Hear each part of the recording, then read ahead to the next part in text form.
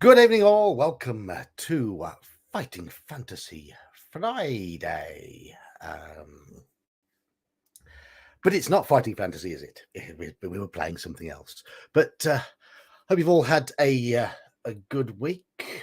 My working week has been pretty short, as I had an impromptu day off yesterday. I've only actually worked Wednesday and Friday this week, and I'm off again. Oh, lazy old man. We're allowed a bit of time off work from time to time, aren't we? So, hello, people. 7 people in chat, and we have Halakar. Hello, Halakar, and Roland. Hello, Roland.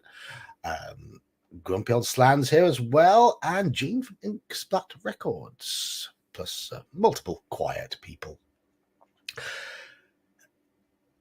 People chatting before the stream starts. Yes, we've been playing Alone Against the Flames. It comes in this, the Call of Cthulhu starter set. Great starter set. It is a choose your own adventure style module that they include in that, just to help a new player understand how Call of Cthulhu works. That's the basic idea of it, but they present it in the form of a choose your own adventure with Call of Cthulhu mechanics. And it is very, very Wickermanish. That is blatant in the way it plays, as we've noticed so far. I have got 2 other Call of Cthulhu official choose your own adventure products. Alone Against the Frost, that's one I've never played. I might try it on a stream, but it's 654 entries. It's much bigger than most other choose your own products. And I believe you don't just play one character, you've got a group of people working for you as well. So I think it's got a number of additional mechanics. I've not spent the time yet to study it, to go through it. I've also got Alone Against the Tide, which I was looking for before the stream started, and I couldn't find it. It's somewhere up in the mass that is my top shelf. Probably buried under various rule books and papers. But that's an option for a future stream. Alone Against the Tide. And yes, I know it's been that starter set has been on sale on DriveThruRPG recently. I don't buy PDFs. I've admitted that I'd much rather have physical products, but at 99p, it's a complete no-brainer. If you've never played Call of Cthulhu and you want the starter set for 99p for the PDF, for the full starter set, it's nonsensical. It's probably the best starter set I've ever seen for an RPG. You get the rule book, character sheets, dice, Alone Against the Flames, a book with a few adventures in it. I can't remember exactly how many adventures are in it. There's at least 2. So you've got 3 adventures, a rule book, and dice. There you go. That's how you learn. How you learn a new RPG, and it does keep it simple as well. It keeps it nice and simple. They're straightforward adventures. So I'm just going to pour myself a beverage before we get started. Hope you've had some enjoyable games this week. I played in Saxius's Shadow of the Demon Lord game, and we had a couple of viewers watching the game, and the feedback from them has been positive. Glad you enjoyed. Watching's the wrong word. Listening in. Both Slan and Elfbait earwigged, and I'm glad you enjoyed it. We had great fun playing it. It's if you have not played Shadow of the Demon Lord, it's a very, very simple system. It's very dark. We're a party entirely made up of goblins, which fits the setting absolutely perfectly, and it's just completely anarchic. But we have one member of the party who rolled the sort of the goblins. You've got these little floor tables that you roll on to help flesh your character out at the start. and there's all sorts of crude stuff on there. And General Nut's character, very suitable, seeing as his name is General Nut. His character flaw or his character trait is that he likes to collect the severed genitalia of dead opponents and put them on a necklace around his neck. So those are the sort of things you've got in it. My character's trait is that he licks things to take possession of them. He will not be licking General Nut's necklace. He's not interested in taking possession of that. But we had various puns on hose because I had a broken hoe. Hoe as in the gardening implement, but you can guess the type of puns that came out. And yeah, it's amusing. It's an amusing game. It's good fun.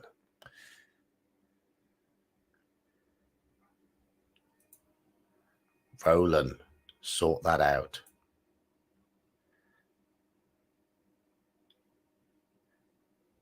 And we will be playing tomorrow. We'll be playing our Call of Cthulhu French Revolution game. Reign of Terror should be the closing scenario, the closing salvo, should I say. Grumpy Old Slan is playing. He's playing the part of Précis, a gallant young soldier.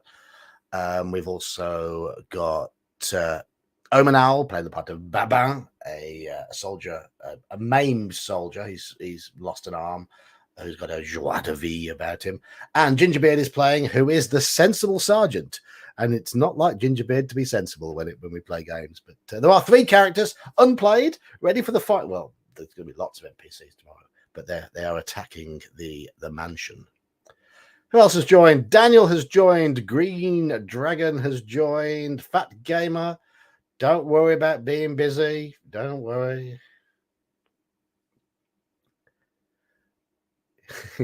You have got your own YouTube channel to sort out.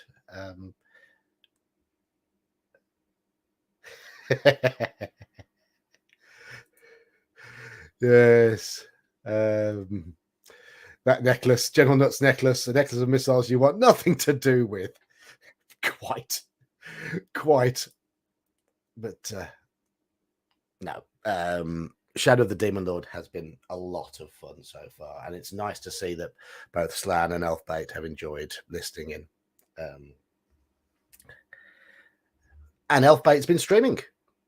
So if you enjoy our Wednesday night chats and like listening to Elfbait's contributions, he has done 2 little streams so far. One is about the primal fantasy game he's developing, and it sounds interesting, based on sort of the stuff we used to watch when we were kids, cavemen and dinosaurs and that sort of thing.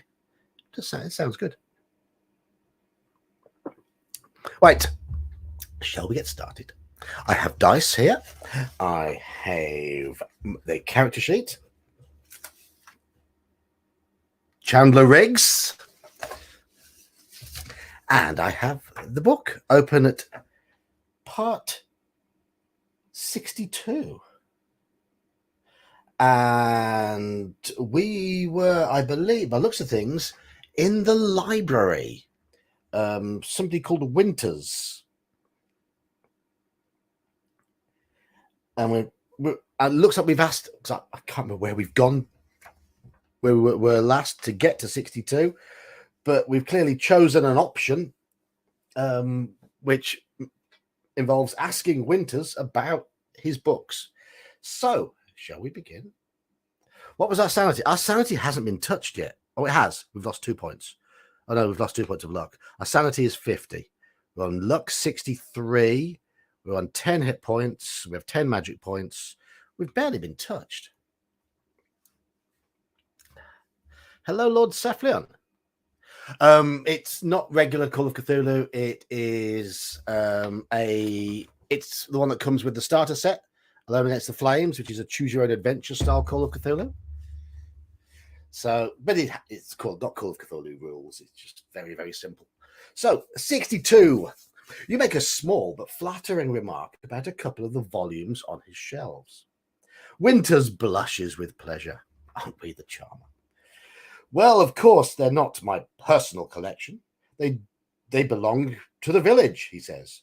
But I did select most of the recent items. This is the community's library, you see. I put up the private sign. Just people just wandering in from meetings in the other room. But this is really a public space. You scan the shelves. There's a sparse but respectable collection on mathematics and the sciences, passable sections on history and the arts, and a shelf of literature. He has a few lowbrow novels tucked away in a corner, with tatty copies of Bizarre Tales magazine. Quality does not always equate to popularity, I'm afraid. Winters gives you an apologetic smile.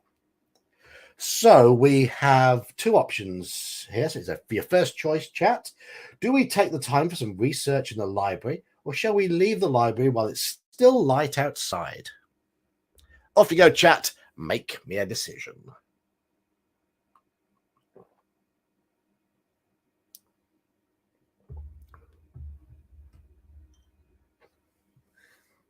Now I've got, say, Alone Against the Flames, Alone Against the Frost, and Alone Against the Tide. I haven't. Is it Alone Against the Dark? The other one. I haven't got that one yet. In fact, I think there might be a few more. But pick them up as we go along.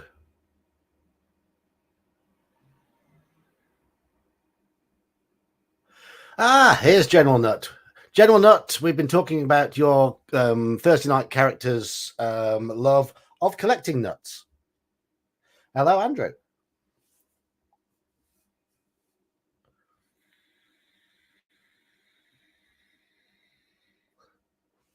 It's not quite a necklace yet. It's only got two appendages on it, and one of those is a bit squished.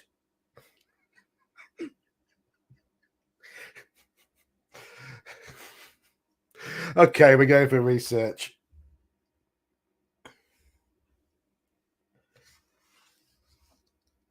Winters is happy for you to spend the rest of the afternoon in study and offers you an upright but comfortable chair. You have enough time to pursue one line of research in depth. Shall we read about the history of the area? Shall we read about the festival? Shall we read something from the sciences? Or shall we read some of the weird fiction? Yeah, no, I rolled the licking thing and I'm just going with that as well. I think, was it you? What somebody rolled that they had been kept as a sex slave by a hag for 1d6 years. Now, that hasn't come into the adventure yet, but goblin kept as a slave, as a sex slave by a hag. I wonder how that's going to be approached. I think it might have been Shield who rolled that.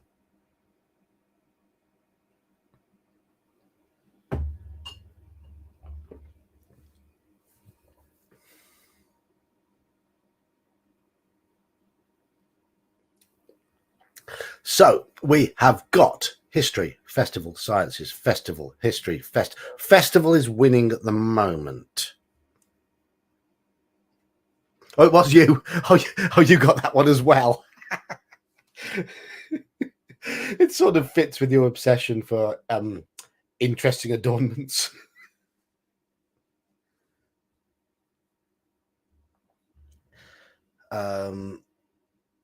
So we've had 2 history, 2 sciences, 3 festivals. We're going for the history. We're going for the festival then.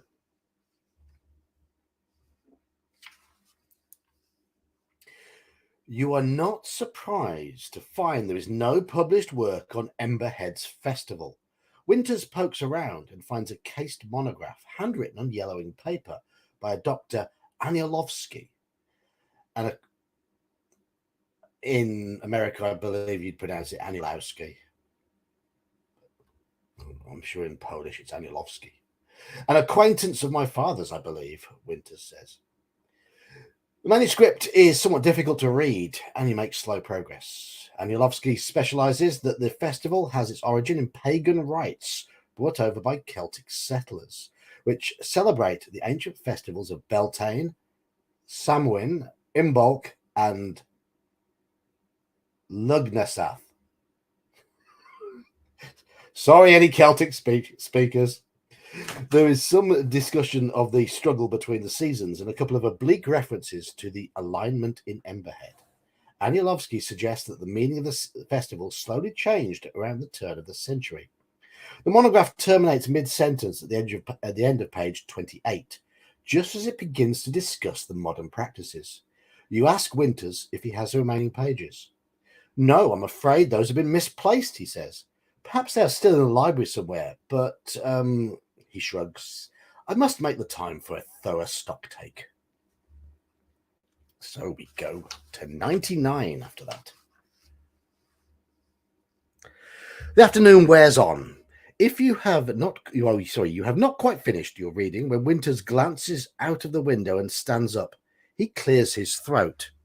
Make a credit rating roll. Okay, our credit rating is 30. Well, we've started really well. That was an 81, so we have failed. We could always use 51 points of luck to pass that, but that would leave us with 12 luck points. Don't think that's a good idea. I'm afraid I have some errands to run before dark, so I must close the library for today. I do hope you will return tomorrow afternoon if you are so inclined. You leave the building with Winters waiting as he locks up. You thank him for the coffee and the access to the library. He disappears off down an alley. You hope to be away from this village before tomorrow afternoon, but it's good to know that there is a place you can occupy yourself. Turn to 180.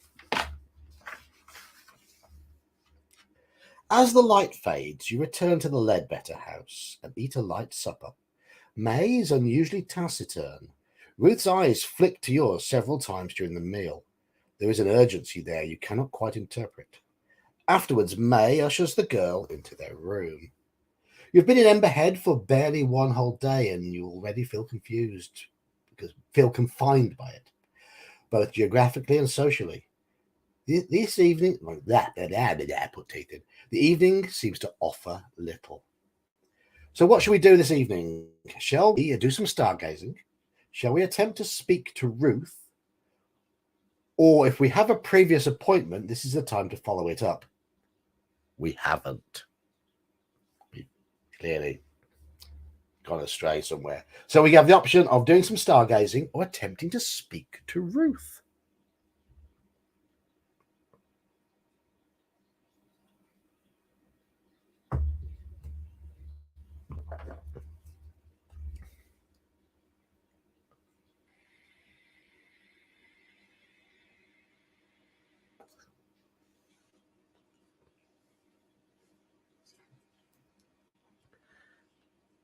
It's 2-0 for speak. Ruth is the young girl, yeah. The one who told us to get out of town.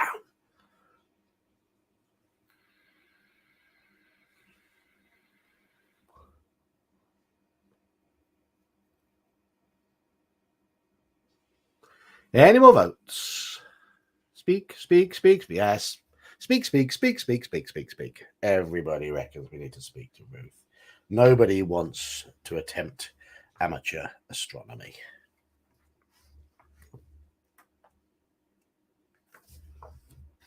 In time, May returns to the kitchen and busies herself clearing up. To speak to Ruth, you will need to get May to leave for a short while. You help with the dishes and try to think of some ruse.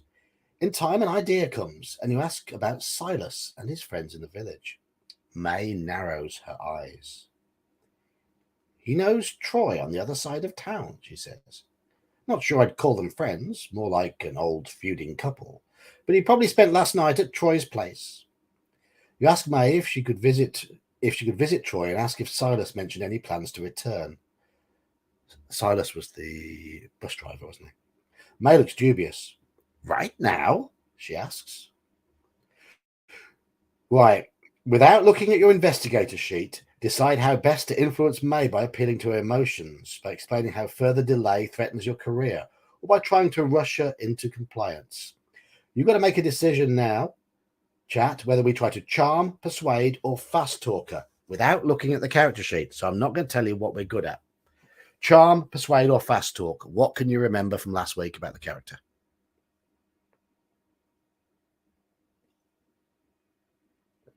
Quite like that, actually.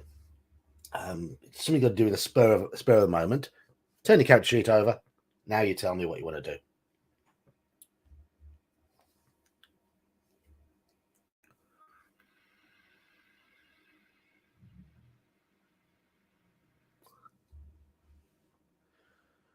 Three charm, one fast talk.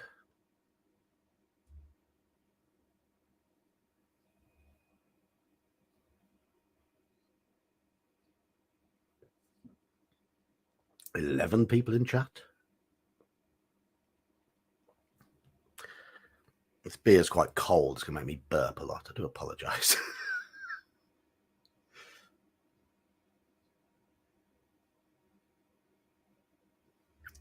Any more votes? Three charm, one fast talk.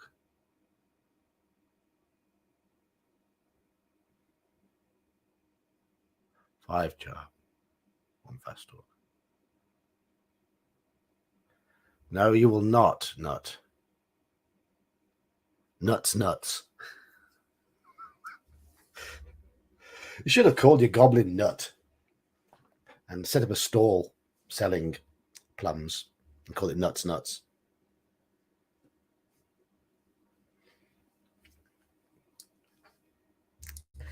Right, looks like we're charming. Okay. We are. We've got 50% on charm. Go on then. I've rolled 52. Shall we use luck here? 2 points of luck to make this? Or shall we just go, nah? So, luck, no luck. Leave it up to you. Luck, no luck. Hello, whoever just joined chat. Up to 12 people. Do you want to use 2 points of luck to pass a charm check? We only need to use 2. Only failed it by 2 points. Yeah, I think everyone's going to say use luck. It makes sense. It's what it's there for. Where have I put my pencil? Aha. There we go. You feeling lucky, punk. This one goes to my t-shirt, this pencil. See it? UK Games Expo. Guess where I got it from? Same place I got the t-shirt from. Got 4 of these now. Though I'm going to have to get them in a bigger size this year. I got them all as mediums. I'm not a medium anymore. No. Doesn't quite go over the belly properly. Right. So we're going to use 2 points of luck. Yes, I was a nerd who wore medium t-shirts. The best thing about being a nerd who wore medium t-shirts is they never sell out of mediums. They sell out of 2XL, 3XL, and bigger. Yes. If we succeed, turn to 145.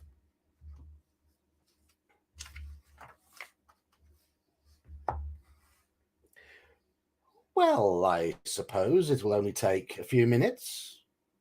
May fetches a coat and heads out into the night. You give her time to get clear, then rap on the bedroom door. Nothing comes but silence. Then feet pad across the floor, and the door opens a few inches. Ruth's eyes stare through the gap, glancing from left to right. You explain her mother has left the house and ask what has been bothering her. Those eyes flick up to stare at you. It's tomorrow, she whispers. Same as every year. They took my dad. They'll take you if you let them. The conviction in her eyes is chilling. You press her. Who is she talking about? All of them. Everyone. They've been watching since you got here. You're marked. Her voice is hollow. 1 year. When I'm older, they'll take me. You hear footsteps approaching from outside. Ruth's eyes flash and the bedroom door slams. You turn back to drying the dishes. May enters and removes her coat.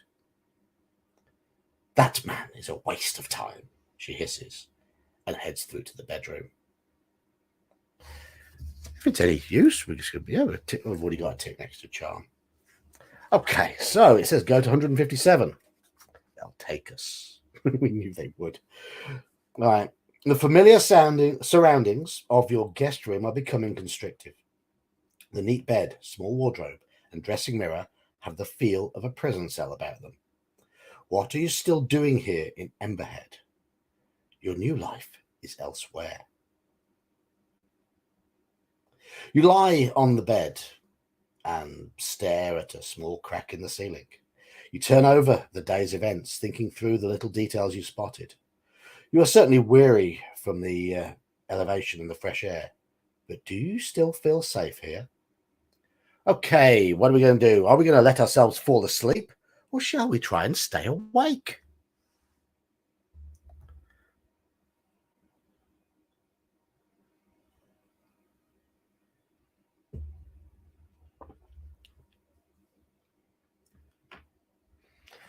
So, sleep or wake?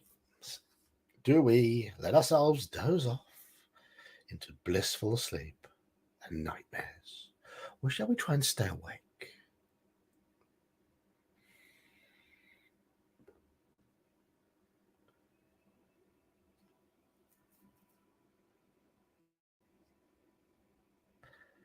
We can't leave, Roland. We're surrounded by woodland that was scary, and there's no bus, and we haven't got a car.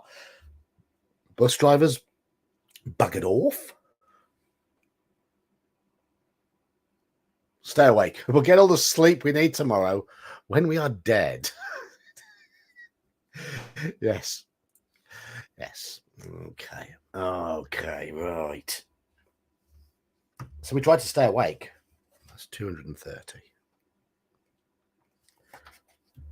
There are 270 entries in this, so it's not quite as big as a fighting fantasy book.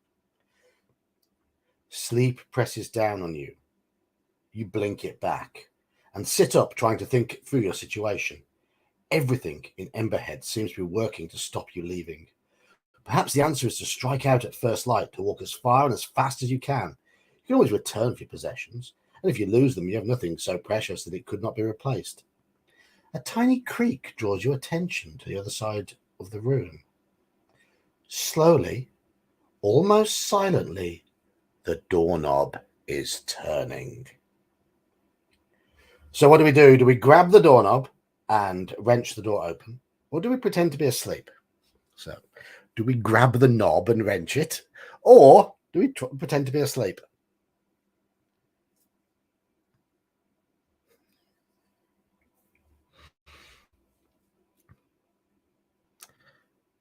No, didn't your character do something about grabbing a knob and wrenching it last night? Followed by a dagger. Yeah.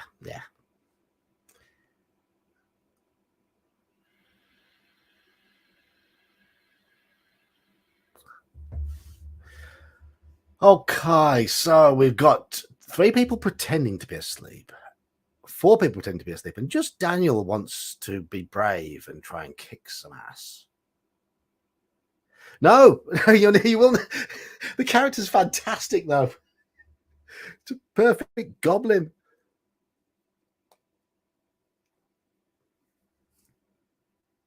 Nothing will beat that first session, though, when Gingerbeard climbed into his own grave because he thought he was dead and let me and the gravedigger bury him. I thought he was dead. He told me he was dead.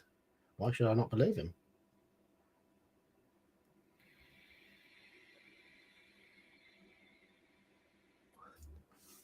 Only Daniel wants to be brave. Everybody else reckons we should pretend to be asleep. 254. Yes, it's a very odd insanity.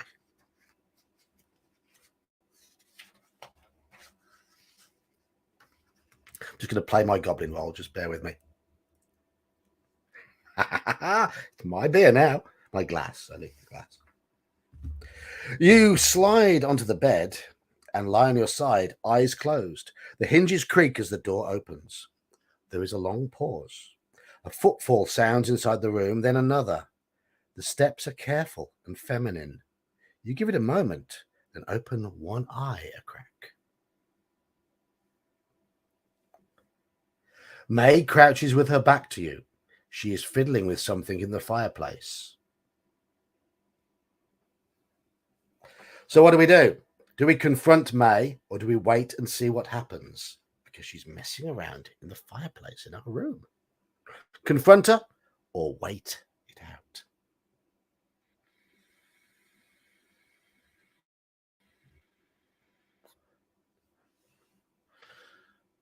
Hysterical parasitosis. I just saw myself flicker. If I pause, you are. I grant you permission to take a screenshot of my ugly mug. Should I pause and use it for whatever purposes you wish? License the mug.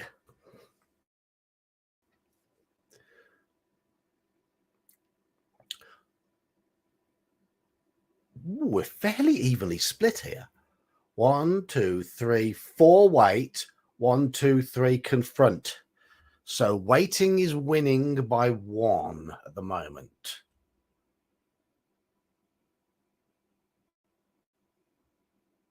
4 confront, 4 wait. When I ran Get Me Not Halakar, one of the insanities it suggests is that the character always believes themselves to be dirty and will constantly try and scrub themselves clean. So that's quite similar. I've had some amusing consequences with that. Best one being when they needed to get some human waste to examine for grubs, and the character had got that fear and only had public toilets to use.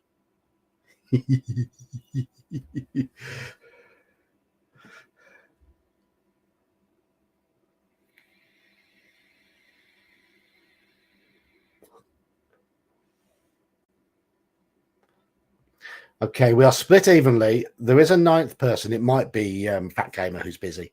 Who's that 9th person? So, shall I roll dice for this, or shall I go and ask Mrs. Geek what she says? You have the decision: dice or the wife. She might be in the bath. I don't know. Yeah, rock grubs. Yeah, that makes sense. Ask the wife. You know which side your bread's buttered. Wife. Okay, bear with me a moment. Back. Where are you? Downstairs. We're on a deadlock as to what to do. And I said, shall I roll dice or shall I ask the wife?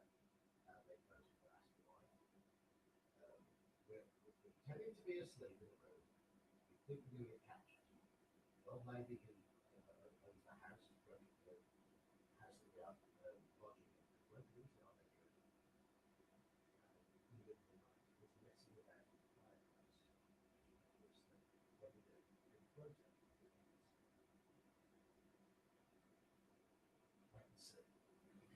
Okay.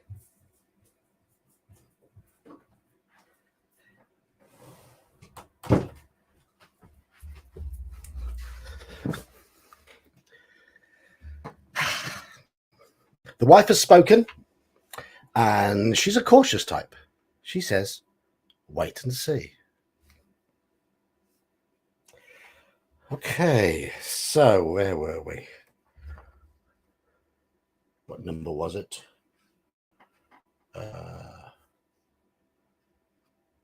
I can't find. Oh, there we go. Yeah, we're at 254. So,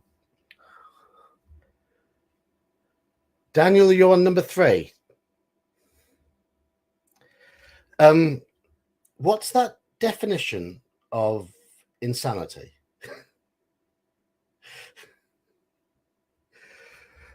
Better liking wedding cakes, good, I suppose. Right, wait and see. 266.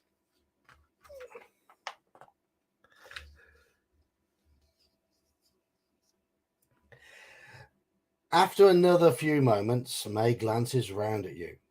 Then you hear the soft scratch of a match being lit. She applies it to something in the grate and tiptoes from the room. Once you hear the bedroom door, once you hear her bedroom door, you creep to the grate. A small mound of black powder, no bigger than a thimble, is burning there. It gives off heady fumes. We have options here. We may attempt to make a hard science botany roll. Botany skill is 1%. Otherwise, we may try to extinguish the powder and go to sleep, try and stay awake, or we may relax and breathe the fumes out of curiosity. Okay. So are we going to try to extinguish the powder and sleep, extinguish the powder and stay awake, or breathe the fumes, or try and make that 1% roll? So 4 options here.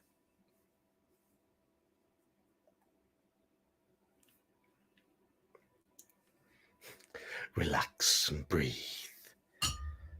And at least you won't notice when they put you to the flames.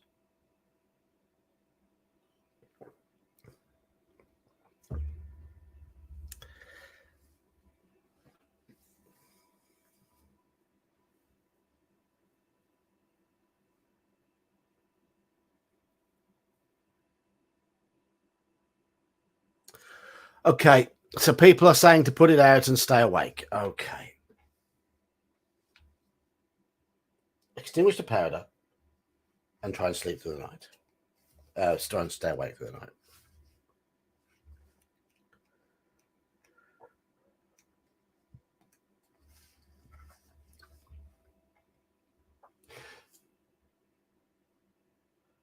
Okay.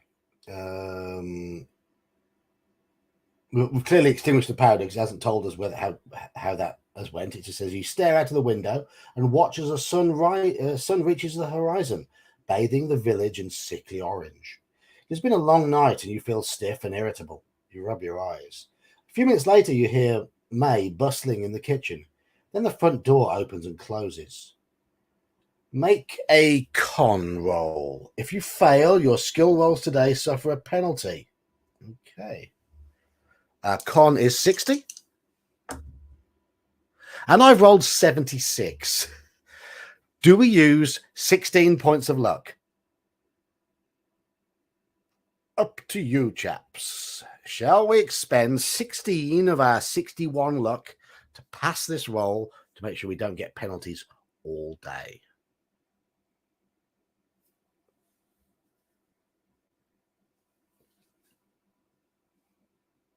Luck, yes. Hello, Thief Keith. You've snuck in. Use luck. This is, yeah, it is sensible, isn't it? Yeah, use luck. Okie dokie. Okay, so we're down to 45 luck. I think it's curtains anyway. I think we missed something pretty big early on. But the Ledbetter kitchen is empty, although bread and eggs have been laid out for your breakfast. There's a note from May explaining that she's taken Ruth out for a few hours. If you were involved in a fight in the village last night and want to investigate the aftermath, turn to 70. Otherwise, go to 78. We weren't involved in a fight in the village. No.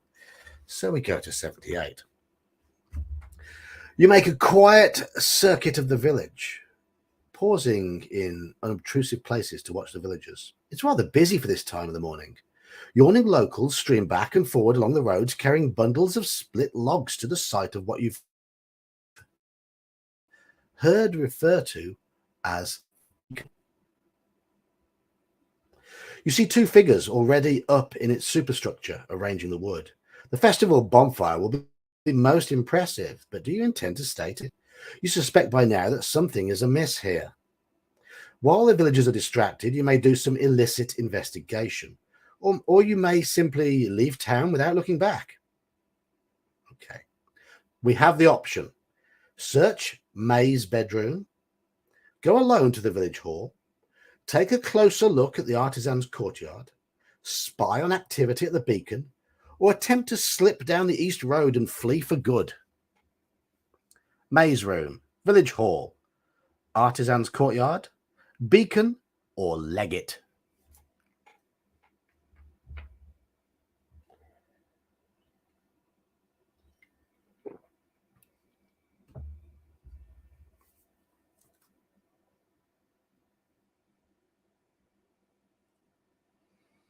Run away.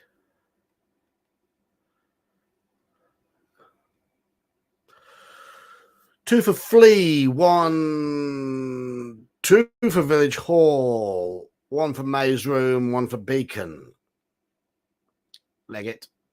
So we're on 3 for legging it, 1 for May's room, 4 for legging it. Leg it's basically won because there's 8 votes there. Yeah, okay. We are running away. Brave Sir Robin ran away. Bravely ran away. As you approach the southern road that descends to the lower ridge, you see 4 villagers blocking the route with farm tools and clubs. You veer off and head towards the west road. Your heart sinks as you see exactly the same scene at the other exit from the village. You are trapped. Shall we attempt to talk our way past one of the guard groups? Shall we try to slip past in disguise? Or do we know another way to leave the village? No, we don't. Okay, so shall we try and talk our way past, or shall we try and slip past in disguise?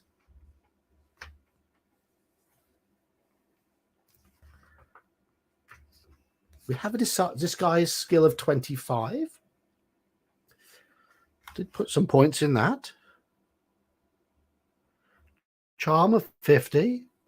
Fast talk, 25. Intimidate, 15.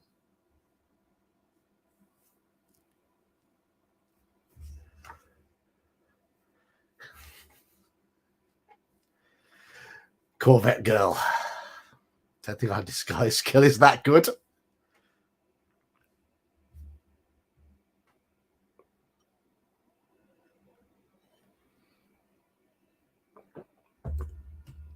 So we have 3 people going for slip past in disguise. There's 2 going for talk at the moment.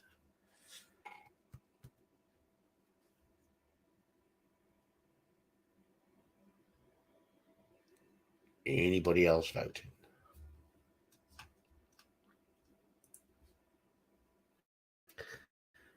Cthulhu smiles and thinks, you can run, but you will only die tired. Ha ha ha ha ha.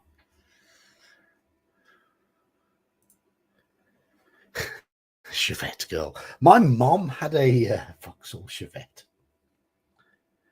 Yeah. When I was about 10, I came home from school. My mum had got a brand new, an old convertible Triumph Spitfire. It was wonderful. Used to take me to scouts, and I'd be sat on the folding down roof.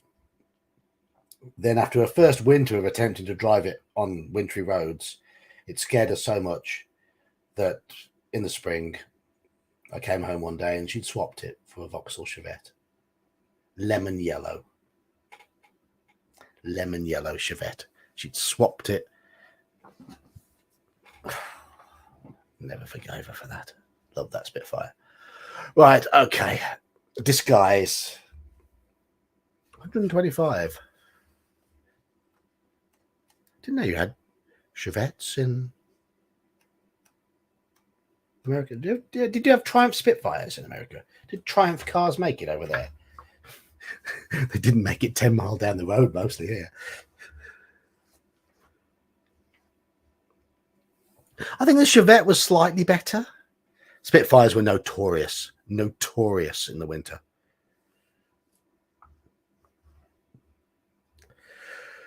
On the other side of May Ledbetter's street, you see a washing line with some baggy, crumpled clothes. It's not a lot to work with, but to use your own clothes as stuffing, improvise a hat, and change your gait to a stooped shamble. Nobody gives you a second look as you limp towards the southern exit from the village, but the guards are still at their station, scrutinizing passers-by. But they are beginning to look bored. Make a hard disguise roll. So we've got a 12% chance of succeeding on this. We have got 45 points of luck left. I've rolled 27. We only need to use 15 luck. Luck?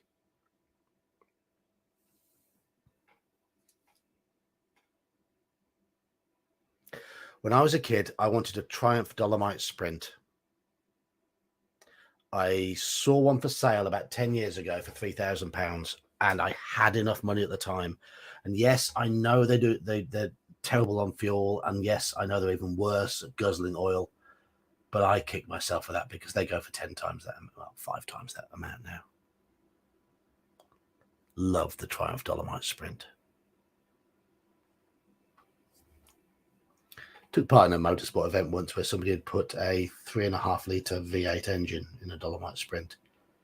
That thing went like stink. Didn't go around corners, but it went like stink.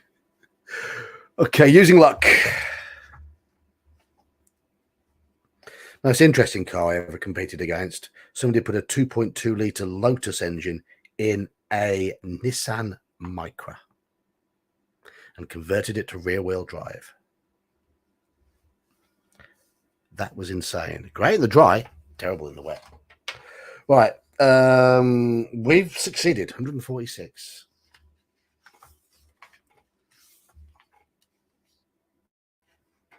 One of the guards nods to you as you shuffle past. It's an effort to maintain this half pace when your instincts tell you to run, but you keep it up until you're on the Eastern Road. Then you discard this disguise in a hole filled with mud. Turn to 152. I think my mum's was a Mark II. It was a mid-70s. It was white with black trim.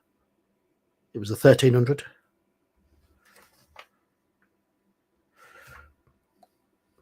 The sun is low in the sky as you head east from the village, making for the safety of the woods. The beacon breaks the horizon, imposing in silhouette. You maintain a fast pace, as fast a pace as you can until you reach the refuge of the tree line. Then you allow yourself to step off the road and take a breather. Almost 2 hours later, the sun sets. The darkness of the woods might be frightening, but your escape from Emberhead has given you new resolve. You strike on into the night. Not long afterwards, you hear hooves approaching fast. 2 sets. Your heart lifts, but they are coming from behind you. Make a stealth roll. Our stealth is 40. And I've rolled 54. We're down to 30 luck. 14 of that 30. Or do we accept the failure? I haven't rolled many successes tonight.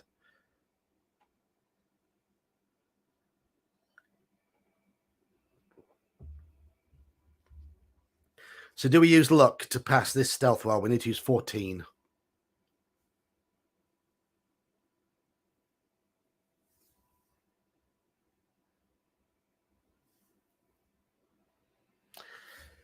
It's universal luck, isn't it? Universal. Okay, so we are down to 16 luck points. Let's hope we don't have to make a luck check shortly. 211.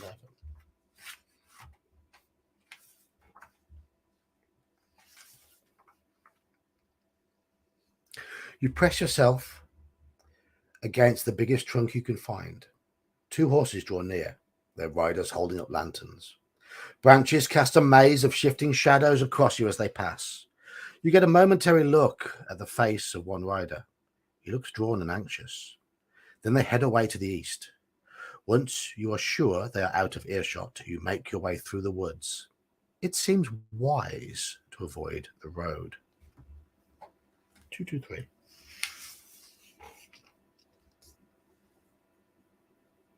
Oh, you emerge onto a hilltop and take a moment to check your bearings. The sun will set in the west behind Emberhead, so you need to head. And to the blank there, doesn't say. As you look at the village, several miles away now, you see the beacon ablaze, an orange glow that lights up the sky and the surrounding woodland. Smoke billows towards the heavens, where the stars form a twinkling canopy against the midnight blue of eternity. You watch the scene for a few minutes, then turn away to continue your journey. For a moment, you are left with a strange impression.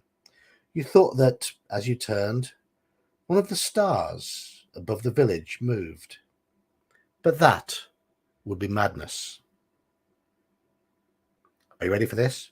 Congratulations, you have survived this adventure. You may keep your investigator sheet and use it in another Call of Cthulhu scenario. If you have checkmarked a small box next to any skills, you have a chance to improve them. The end. Hey, hey, hey. We've done it. We managed to succeed the sort of expending luck way. I did manage to do this after about 4 or 5 attempts. When I first got this, so there's obviously multiple ways through the book because I did it a different way, but I did it a much more dramatic way, much more risky way. but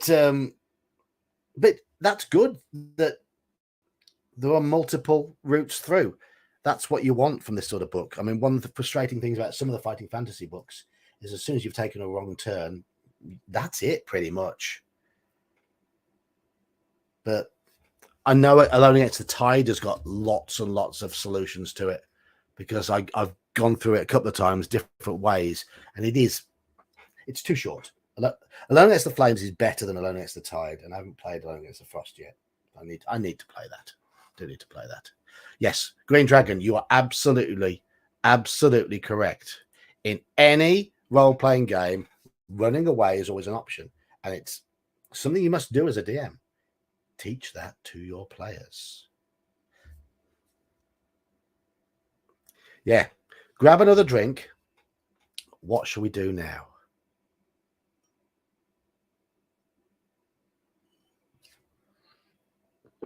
I'll leave it up to you guys. Fighting fantasy book, or are you happy for me to try and dig out Alone Against the Tide and we try and play that? I can't say I know where it is at the moment, though. You might hear a lot of clattering and swearing while I try to find it.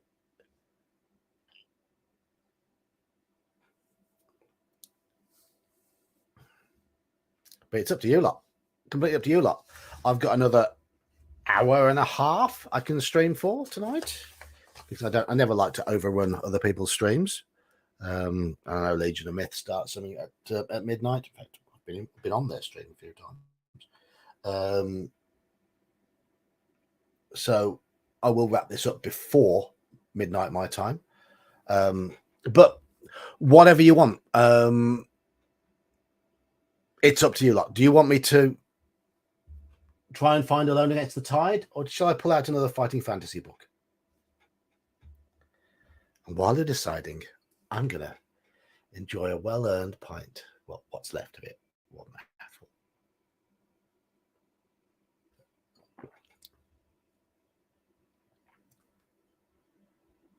No, choose, Daniel, because we might well be still playing it next week.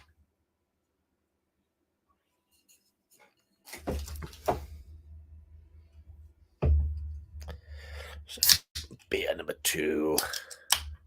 There we go. Oh, going out with the wife. It's Mrs. Geek's birthday in a week and a half. That's what I've just been drinking. Hogs, not sponsored by them.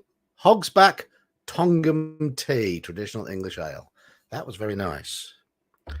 And now I've just got a cheap can of Madri Spanish beer that was left over from Christmas. It's beer. Elle, you're late. We've just won.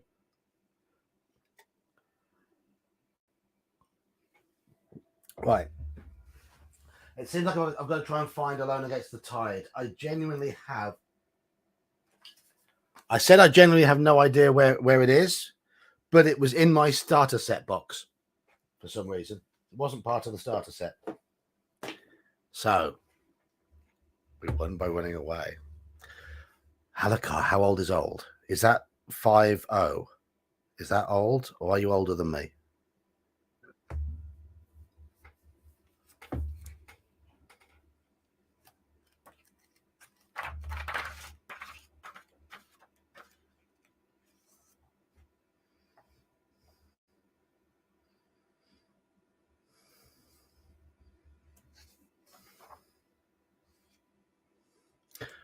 $55? You are older than me.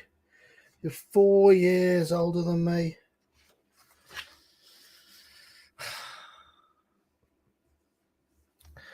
My wife will be 43 in a week and a half's time.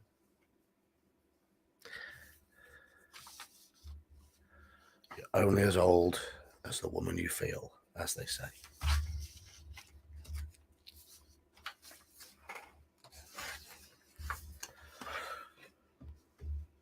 I think most of us are going to be in our 50s, aren't we? We are all just on that downward trend. The hair is heading back. The belly is sagging. The belt is loosening slowly.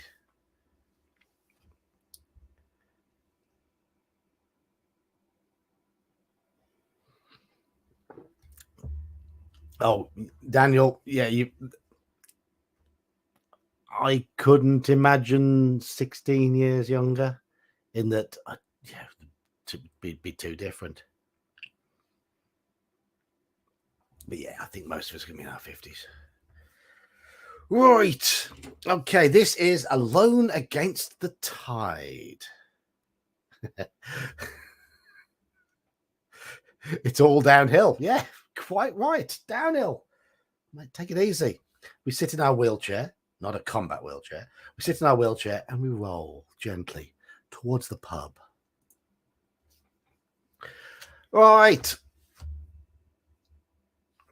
Alone Against the Tide. Our story begins sometime in the 1920s. Oh, Daniel. You sly devil. Our story begins sometime in the 1920s on the pier opposite the lakeside resort of Esbury, Massachusetts. Burping. Your investigator's reasons for visiting the town are discussed in the relevant entries. Read through the introduction and getting started sections and gather everything you need. And then when you are ready to play, go to number 1. Okay, so introduction, blah, blah, blah, blah, blah, blah, blah, getting started, blah, blah. Okay.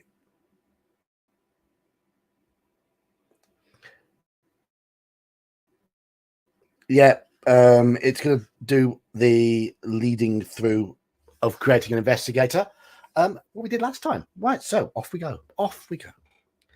The sun sinks low on the horizon as you board the ferry headed across the lake to Esbury. As you set foot on the boat, the ferryman greets you with a wide smile and a cheery wave. He stands by the gangplank as you pass, welcoming the other passengers as he removes his cap to scratch at his balding head. His pudgy figure fills his well-worn suit. He looks a little awkward, but he seems a rather pleasant sort. Leaving the man behind you, you take a seat towards the prow, eyes fixed on your destination. So we're going to visit a town called Esbury. The boat.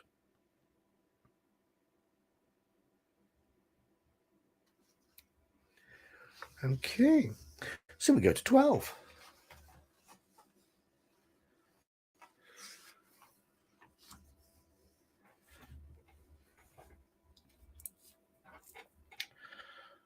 You've told us how old you are before, Al, and I believe it begins with a 6.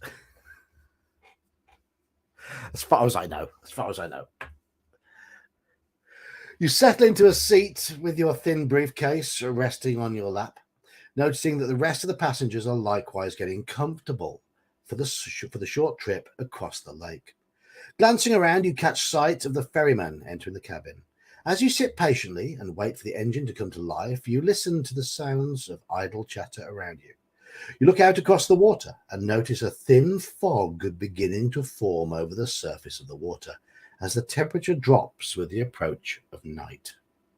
After a few minutes, you hear the engine sputter into action and feel the ferry lurch forward.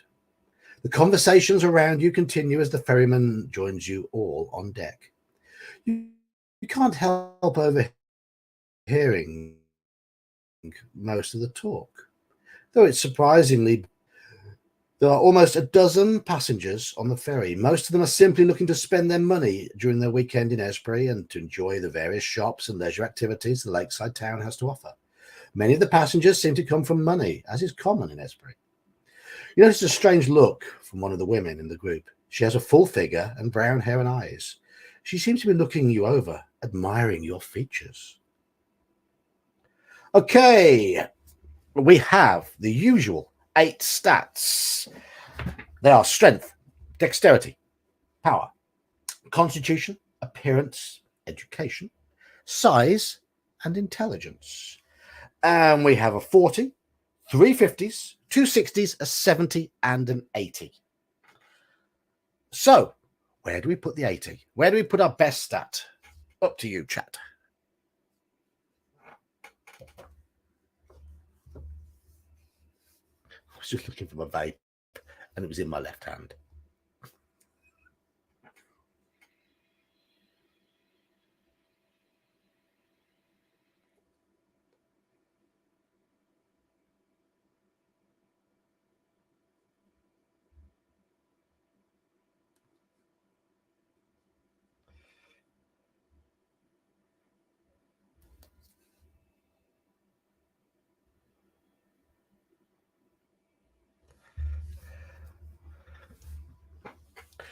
Roland thinks our best stat should be size. Is that wishful thinking?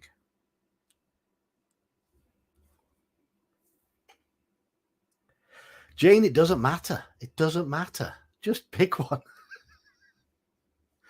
We've managed to succeed the first adventure by using luck.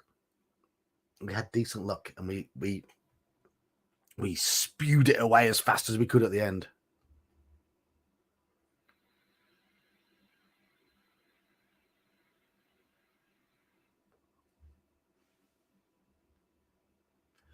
Size, not int, might be wise. Size, intelligence. And people are going for intelligence. Okie dokie. Okay. Ignoring General Nut. Though, having said that, intelligence is only bad when you suddenly lose a lot of sanity. I'm not sure if that's factored into this book. So, I think it's one of the best mechanics in Call of Cthulhu. You get a lot more skill points when you create your own character with a high intelligence. But if you lose a lot of sanity very, very quickly, you then have to make an intelligence check that you want to fail, because if you pass it, you understand what's happening, what you're up against, and it drives you mad. It makes you insane. So being stupid can be helpful. But it does look like people have gone for intelligence. So we have 80 int. Okay. Next one you're going to pick of the remaining stats, which are strength, dexterity, power, constitution, appearance, education, and size. Where are we going to put our 40? Our worst stat. Where's our dump going?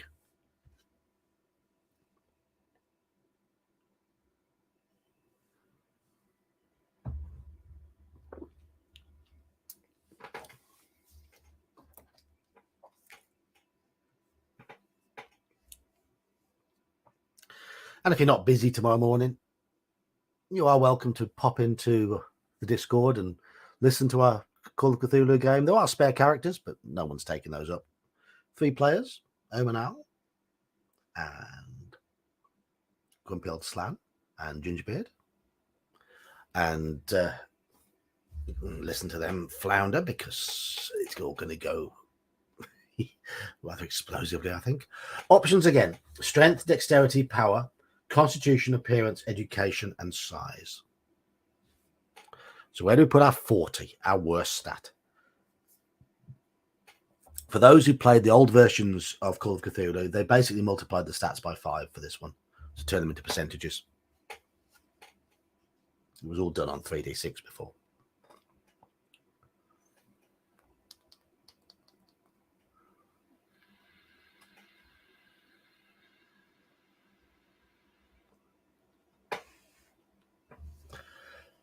So, 2 are going for poor level of education. So we're intelligent, but we dropped out of school. We dropped out of school because we're intelligent? I don't know what 1920s American education was like. Green Dragon suggests appearance. General Nut says pow. Ah, la belle mélodie.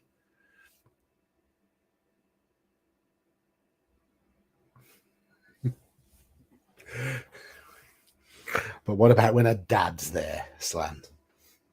When a dad's there, Pressy goes.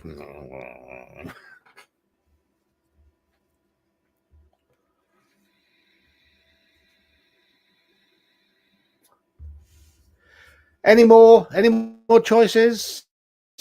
Or do we? Education's one. Okay, the lowest is education. Now we're going to put the 70 somewhere.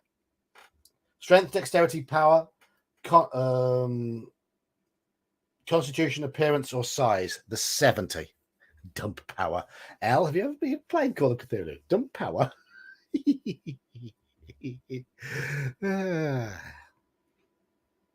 playing a campaign. Power is the most important stat by a country mile. Playing a one shot, it's fun to dump your power because that means things go wrong faster. Power is your willpower. It affects your sanity. Strength is your physical strength.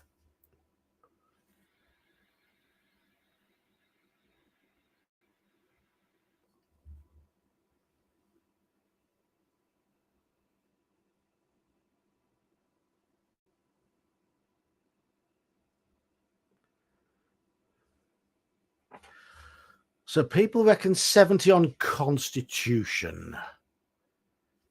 I think that might be clever. Dex? Anybody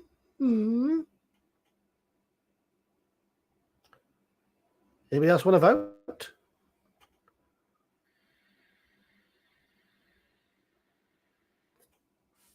It's only got 8 stats, and it doesn't have the actual gameplay is very, very simple. Most of it is percentage roll under.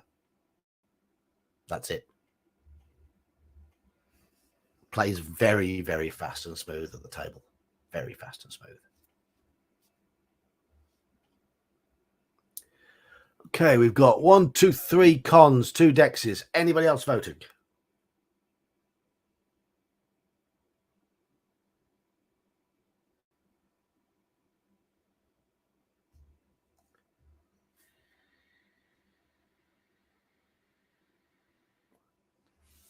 Right, I'm going to put 70 on con, leaving us with 2 60s and 3 50s. I'll put a 60 on dex, seeing as that got a fair few votes. And 3 50s are going to go on, let's just scatter them around, appearance, size, and strength. And we'll put a 60 on power. Okay. There we go.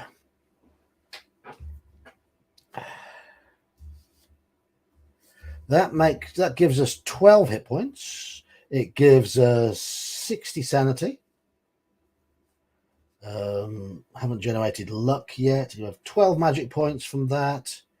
Okay, let us head out. Go to 80.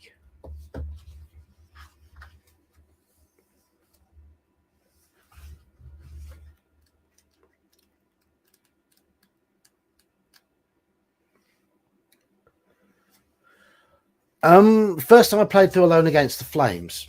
In order, the route I took, you had to pass an appearance check in order to succeed.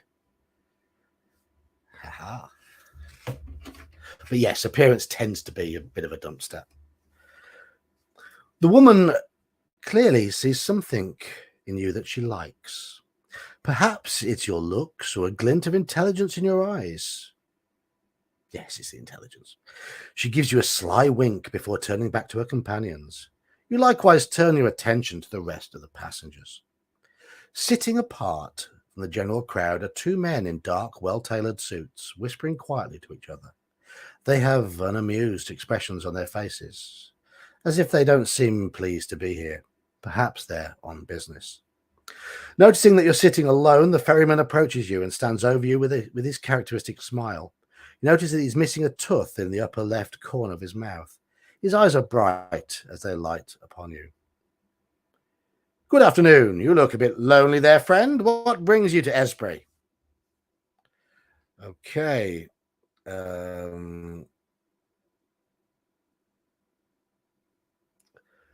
We now have a choice. A choice of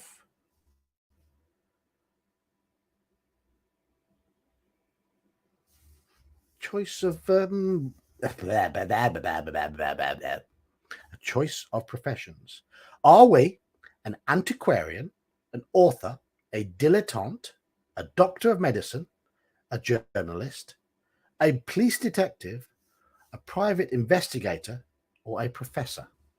Do you want all those again?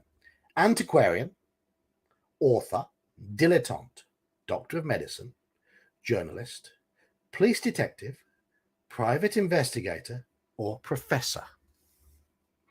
There are 8 choices there for our profession. We could get an even split, but let go on then. Go on, chat. Vote, please.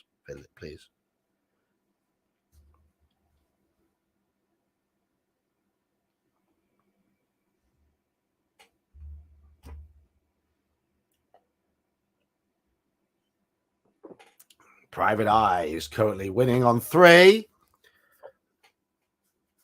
L says be a dick. Yeah, I think we're all dicks already. Thief Keith says dilettante.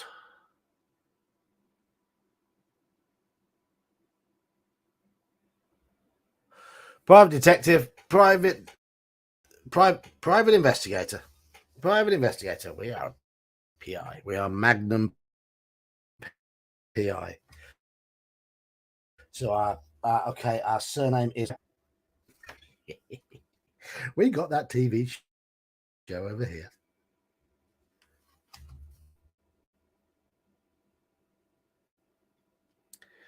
My connection wobbling again.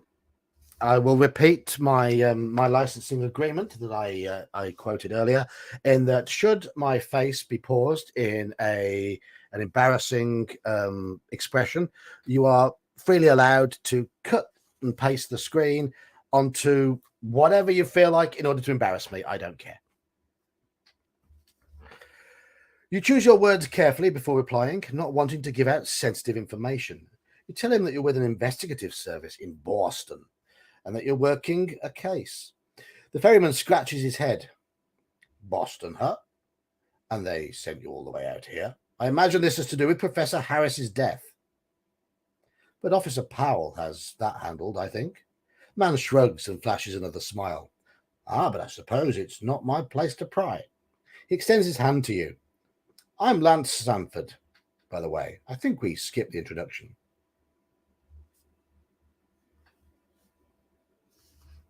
I know Dick is slang for PI. I have heard of Dick Tracy. Yes. No, something just popped into my mind. When I was about 18 and my friend had some dodgy VHS videos, I saw a spoof version of Dick Tracy that was called Tracy Dick.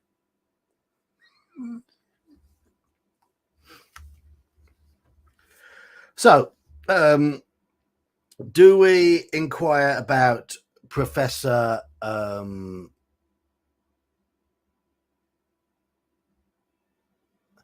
Cheers, Daniel. Keep the missus happy. We've got options now. Do we inquire about Professor Harris? Do we inquire about Officer Powell? Do we ask Lance Sanford about himself? Or shall we just wait to arrive in Esbury?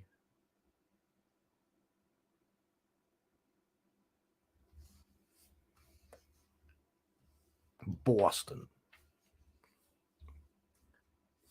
That's I can say the Bostonian accent. Boston. That's it. Coffee. Is that what they say as well? Coffee. Coffee.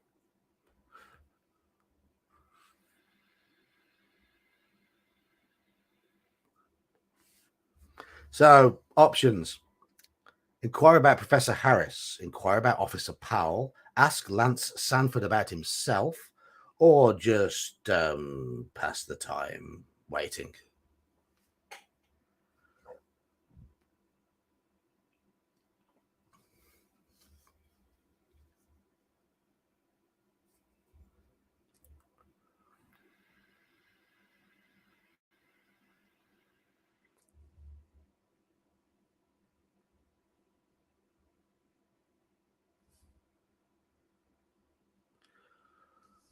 Powell has crept into the lead.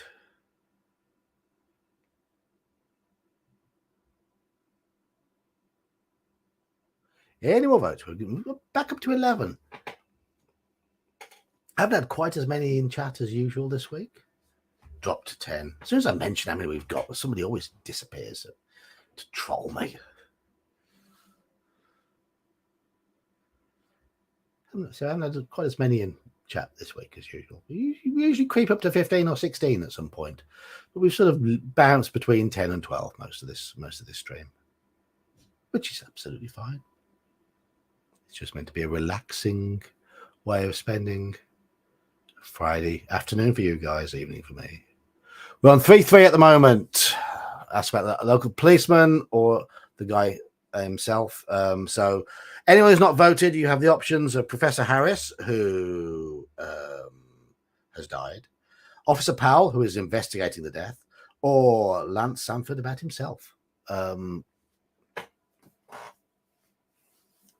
Next vote gets it. Who's going to have the power?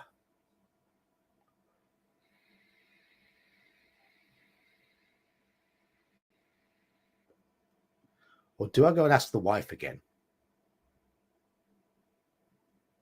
No, we won't come to that yet. Well, we'll see. Okay. Nut has gone for Powell. The wife's coming to bed anyway, so she's going to be here to ask anyway, so I don't need to go downstairs. Asking about Officer Powell. Some geeky dogs here. Hello. You ask about Officer Powell, and Sanford gives you a guarded response. He's the law in Esbury. Certainly knows what he's doing since he handles the town on his own. Truth be told, though, he can be a little intimidating. He's a big man and not somebody you'd want to find yourself on the wrong side of. I think he gets it from his days in the war. I don't have cause to talk to him much, though. You exchange a few more pleasantries with Sanford before he goes off to finish guiding the boat into port. You pass the time in casual conversation with the other passengers and in observing the scenery. You note the tall pines and the sloping hills along the lake shore around Esbury. These features and the small town beyond are just visible through the growing mist, but squinting helps help. Things going on in the background, but squinting helps make them out to your satisfaction. In time, you arrive on the pier at Esbury, grateful to be off the water. Go to 3. Hello, Squirrel.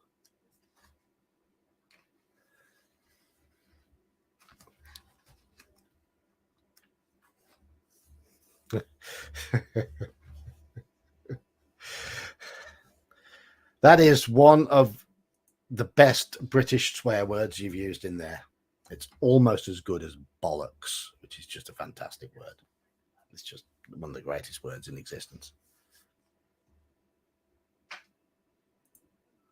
It's 10 to 11 on Friday night. I ain't doing no chores. You take your first steps onto the pier with the rest of the ferry passengers, trying to get your land legs once again. The passengers still chat casually as they walk off to their destinations. You note one last little flirty wink from the full-figured woman as she struts along confidently behind the women accompanying her, and you feel the two dark-suited men push past you at a brisk pace, nudging you out of their way. Sanford gives you one last wave and a smile as he begins tending to the old rust-stained boat that is his pride and joy. The last light of the sun is fading fast, and the fog is growing thick on the water now. The night is still young, but you would rather not be wandering around in the dark and fog of a town you're unfamiliar with. Taking in your surroundings, you see a sizable crowd jockeying for entrance into a lavish, modern-looking building along the lakeside. A folding sign sits out front, illuminated by a lantern. The words "Estate Sale Tonight" are written on it in large, bold letters. While this seems to be the main attraction, you could also seek out somewhere to stay for the night and set about your work in the morning. It tells us to calculate our secondary attributes. Oh, I think we needed to have looked up our character profession in one of the books and assign stats to it. Forget it. We'll do as we go along. Right. Hello, Biggest Geekus. I've not seen you in one of my streams before. So, what do we do? Indeed, hit that like button. Yes. What do we do? Do we visit the estate sale we've seen the sign for, or do we go find somewhere to stay for the night?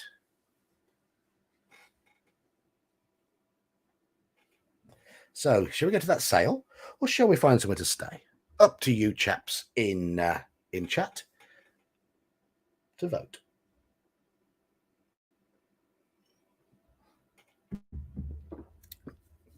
And we're getting that usual sort of after dinner in the USA surge. We're up to 13 in chat. Always happens, towards the end of the stream.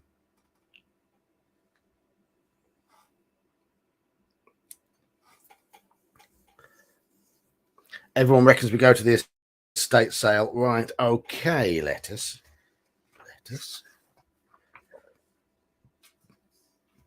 Pushing through the crowd, you make your way toward the estate sale. Judging by the number of people packing into the dance hall, this seems to be quite the event. Most of the people here are well dressed, with conspicuous amounts of jewelry and designer clothing on display. You see a broad-shouldered man in a policeman's uniform standing by the door. He has a scarred yet clean-shaven face and a baton at his side. His brow is furrowed, and he watches the commotion through narrowed eyes. As you mingle with the assorted academics and collectors, you notice a few other faces that stand out in the crowd. Most immediately, you spot a man in flowing orange robes with tawny skin. He seems more than a little out of place and is garnering some odd looks from other guests.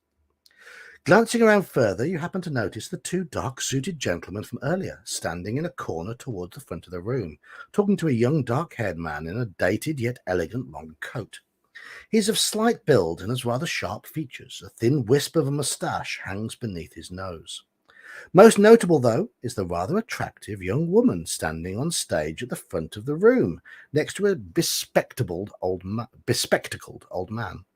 Long black hair cascades down her shoulders, accentuating her pale features and complementing her formal black dress. Occasionally, she and the older gentleman peek at objects hidden beneath white sheets, the sale items waiting to be displayed. Lots of options here, so lots of things to choose from. 14 in chat to make the choice. To mingle with the crowd of guests, that's one of the options. Mingle with the crowd of guests. Speak to the officer at the back of the room. Approach the man in orange. Introduce yourself to the dark-suited men. Make your way towards the stage, or leave the hall and go and find somewhere to stay for the night. So those are your options. Mingle, speak to the officer, approach the man in orange, introduce yourself to the dark-suited men, or make your way towards the stage and the woman who is there. Make your choices, chat.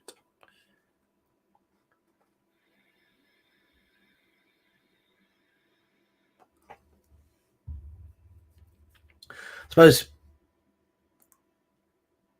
it obviously depends which time zone you're in America as to what you're doing right now.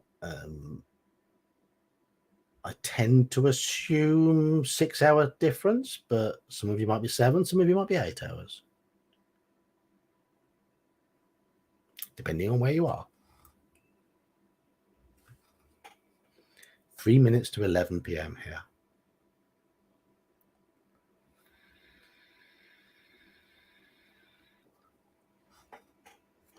So we've got 2 people wanted to speak to the officer. 2 people wanted to speak to the man in orange. 3 people going for the man in orange.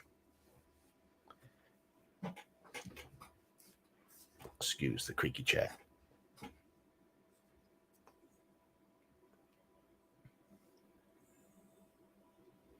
Any more votes? We have 14 in chat and just 5 votes. And no, we can't pick the Bobby's pocket. It's not an option. Not an option. Oh, L says here, between 4 and 7 p.m. in the USA. Okay. So the West Coast will be 4 p.m. 9 hours difference, West Coast. Or is that Alaska? I don't know. You do it all weird over there. 1 country, 4 different time zones.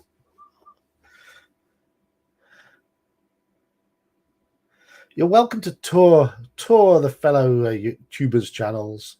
I tend to tour around. I'm bored at work as well, but that's during my afternoon when you're probably arriving at work. No, Nut, I won't. I've already done it.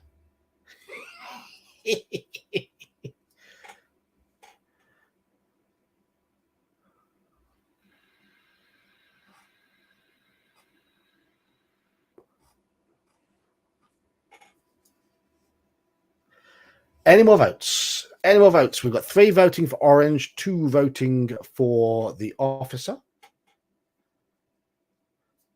No more votes. I do pause because I know I'm on a little bit of a delay. There's always a slight StreamYard delay. You'll see your responses before I do.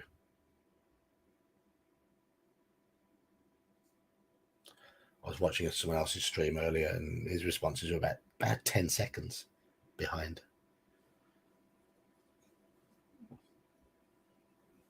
Okay, we're approaching the man in orange. It's 3 votes to 2 and 8 people staying quiet.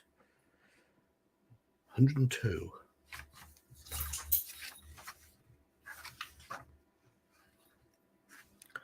You approach the strange man.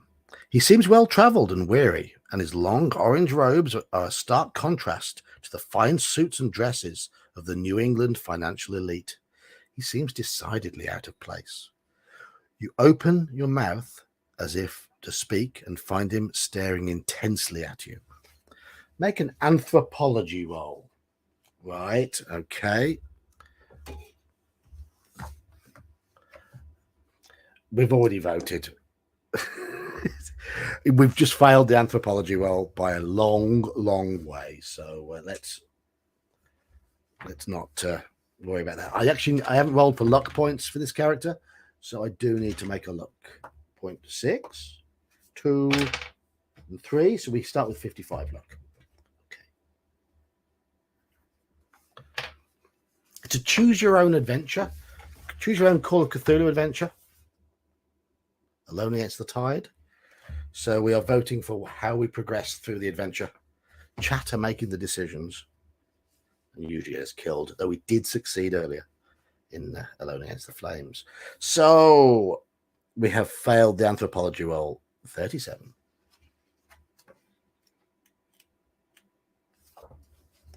You blurt out a greeting, trying to make the stranger feel welcome. His face contorts into a look of disappointment, and the man turns his back on you. You have clearly displeased him somehow, and he wants nothing more to do with you.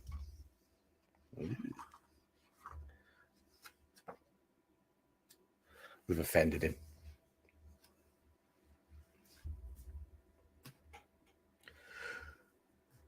Okay.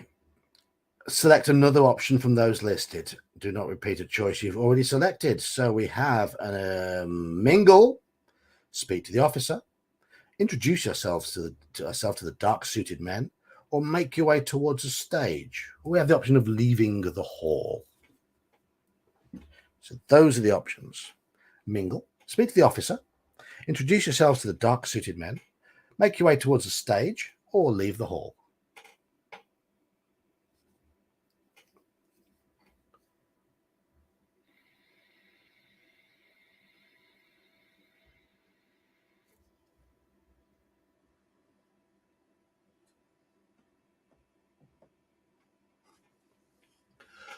Three so far going for the officer, one going for mingle. 4 officer, 1 mingle.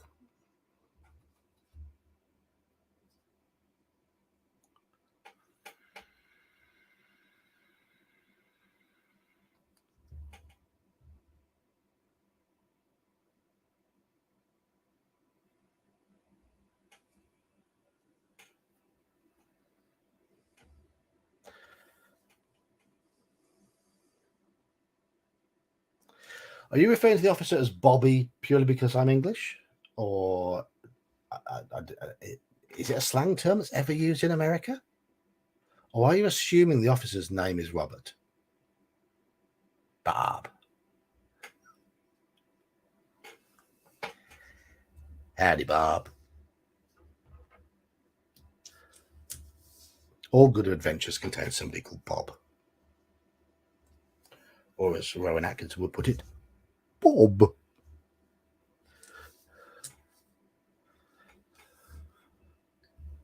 Bob. Bob. All right, looks like we're 4 going for the it's because I'm English. Yeah, okay, I know. I'm the only English. Have I got an entirely American and Canadian contingent in here now? I know we had some from this side of the Atlantic earlier, but I think they might have gone off to do other things. Okay. Officer. 88.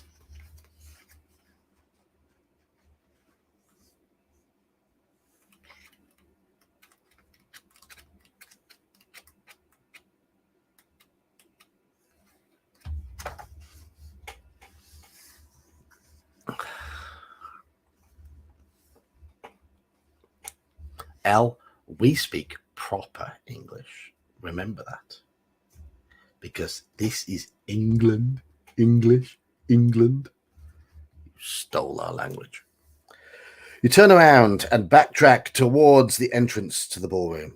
Something about the officer by the door catches your attention and holds it. He gives off a commanding presence, and his eyes bore into you intensely as you make your way over to him.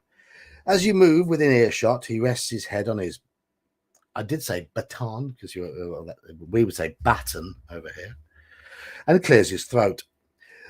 I really hope there isn't going to be any sort of problem, citizen. I wouldn't want to see anyone getting hurt tonight.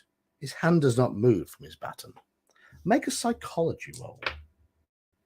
Fail a psychology roll with an 89. There's 2 terrible rolls we've made so far in this. I'm not going to use luck to try and improve that one.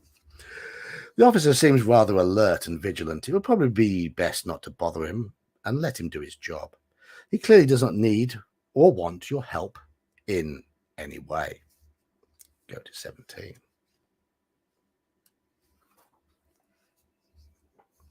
No, she didn't. The Queen never said that. The Queen would never say that. She won't say anything now. Did I say that? You have begun gathering information in Esbury. Would you like to interact some more?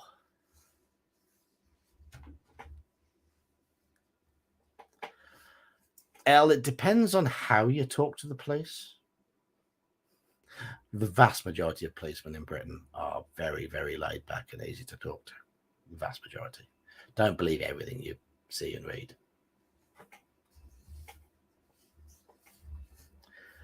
To mingle with the crowd, oh, okay, we have the option here of mingling with the crowd of guests. Introduce yourselves to the dark-suited men, or make your way forward to the stage and the woman.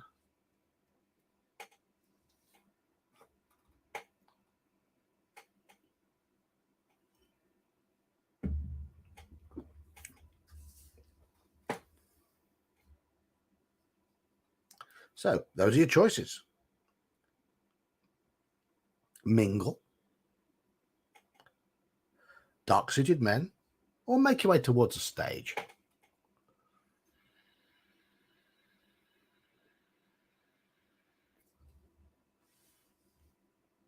Yes, let's fail more tests. The dice have been horrific so far. For those who know Call of Cthulhu, rolling high is really bad.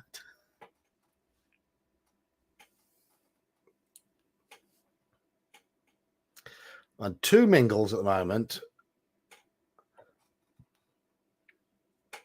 2 dark-suited men and 1 going for the stage and the woman.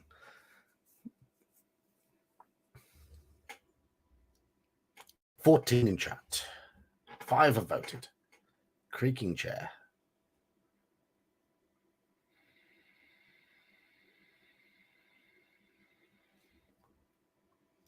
I destroy chairs because I fidget too much.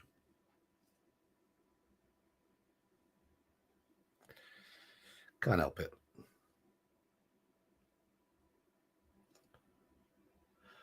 Any more votes?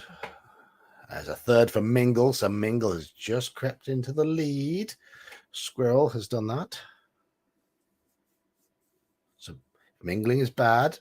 Blame Squirrel.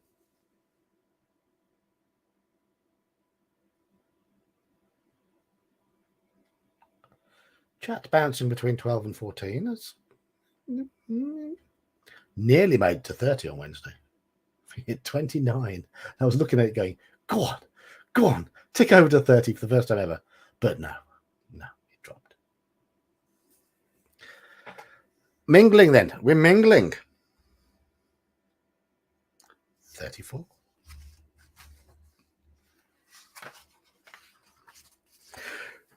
Rather than single anyone or anything in particular out, you feel it would be best to use your time to get a general impression and speak to multiple people to get their points of view. Hearing the talk around the room, you come to understand that most of the people who have gathered here are merely treating this as a social event. However, there are a fair number of academics and collectors in attendance as well. Judging by the relative wealth of the townsfolk, you imagine that there will be lots of bids placed on the items. While walking among the guests, you happen to notice a pair of men conversing in hushed tones. They seem to be trying to avoid being overheard, but a keen ear might be able to catch what's being said. Shall we roll better?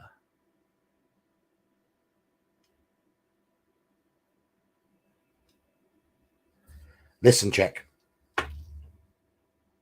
A listen check that we have passed with a roll of 12. Marvelous.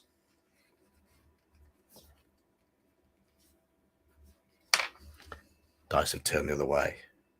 If you succeed, go to 2. DK does it on purpose. You position yourself close to the men and tune your ears to their conversation.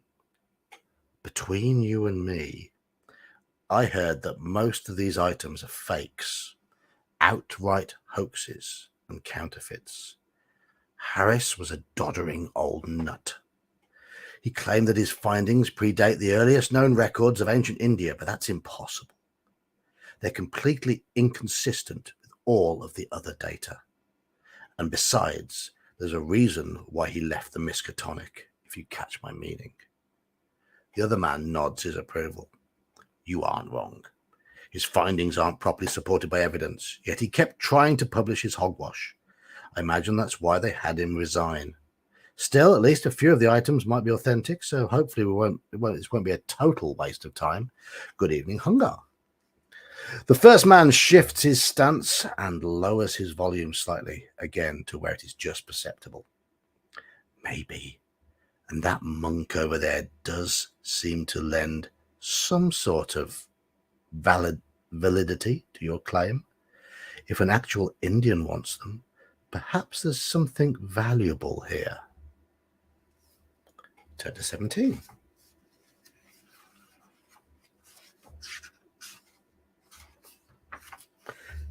Okay, we're back at 17. We've got the options.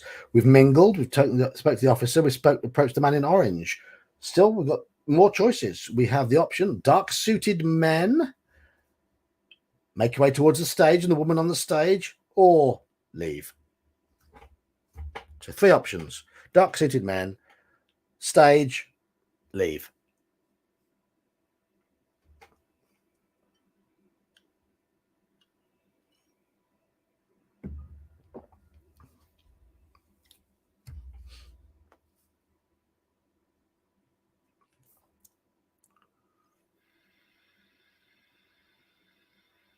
Good evening, Beth.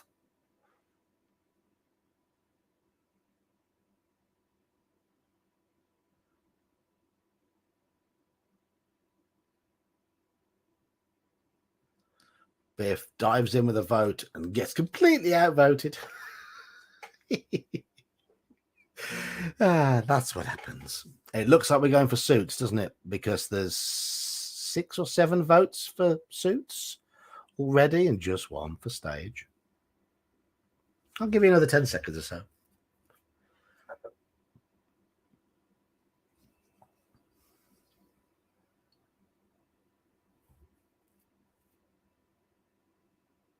Yes, you have been obliterated.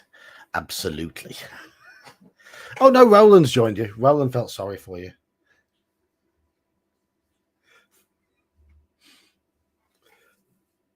But that 10 seconds is long gone. So we are going for the dark-suited men.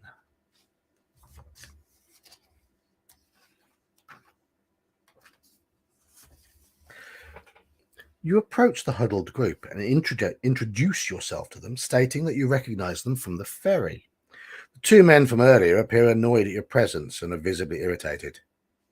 Scram, man. We don't know you. You got nothing to do with us. The 3rd man seems likewise bothered and frowns at your intrusion. They certainly make you feel unwelcome, ignoring you in the hopes that you'll leave. The 2 men in suits turn their backs to you.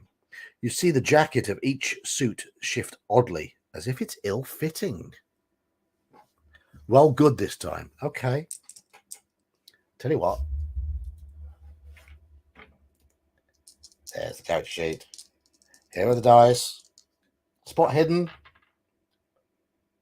Look at that. 0, 5. Ignore the D6. 0, 5. That's very good.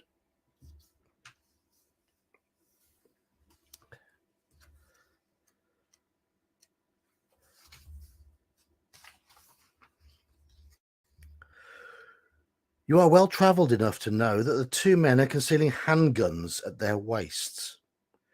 What they could possibly need them for is beyond you.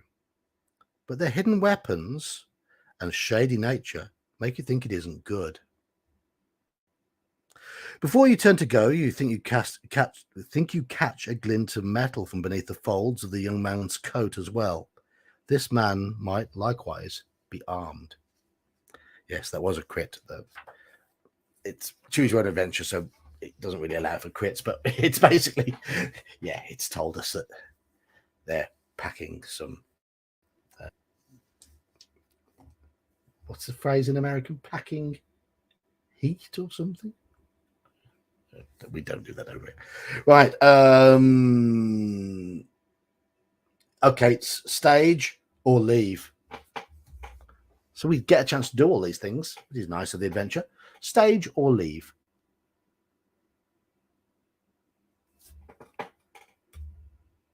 Some beer left in this can.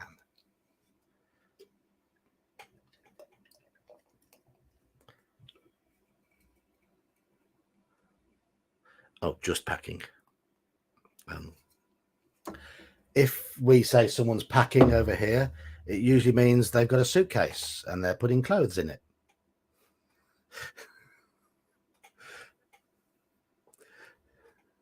Usually means they're being thrown out of the house or going on holiday or something like that.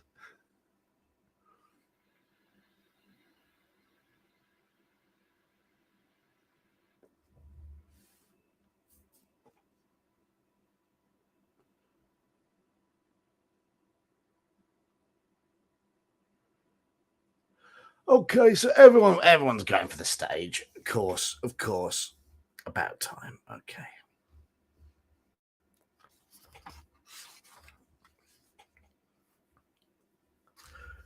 You make your way to the stage, navigating around the many guests in the dance hall. Your eyes lock firmly on the woman, and hers rise to meet yours as she looks up from peeking at one of the hidden objects. She stops what she's doing as you approach, and a smile appears on her lips as she notices that she's caught your eye. She rests her left hand on her hip as you come to stand at the foot of the stage. The old man behind her continues his inspections, either unaware or uncaring that you've come to distract them. The woman leans toward you over the edge of the stage. You can see her makeup has been painstakingly applied, despite her status as a recent widow. Guess that's because she's wearing black. Okay. You clear your throat as you meet her gaze and promptly introduce yourself. She extends her hand to you formally. Well, aren't you a new face in town? She teases. We get those quite a bit here. No doubt you plan to bid on some of my late husband's things. Good for both of us, I say. Just be sure to give a good price for little old me, all right? She winks slyly at you. You realize now would be a good time to get some more information from this woman who might be the most well-informed regarding your interests. She certainly seems like the flirty sort and would probably respond well to more of the same. Make a charm roll.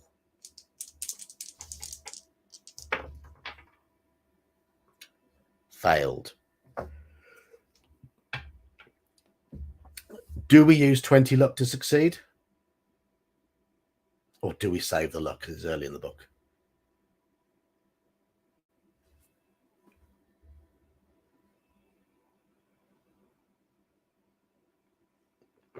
We're not using charm. No.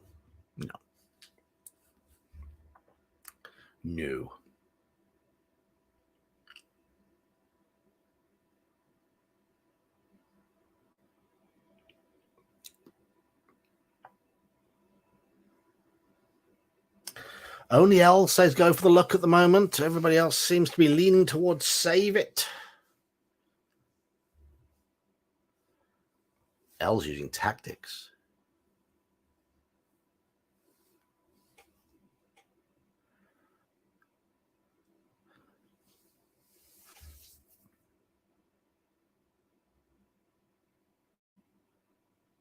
Hello, Steve-O.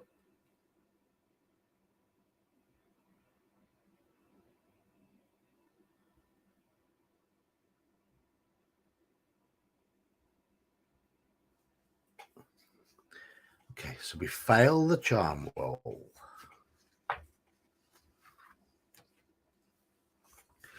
You manage a smile and stumble through a compliment, and the woman laughs. Oh my. Well, aren't you the nervous sort? Don't know what to say to a pretty woman like me? That's quite all right. I wouldn't have you anyway. You're welcome to stay for the sale, though.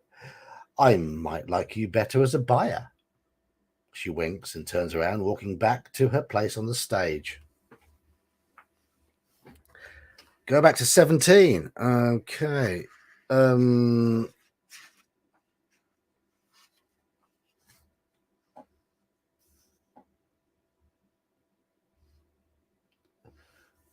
Right. We are now ready to move on. Turn to 35.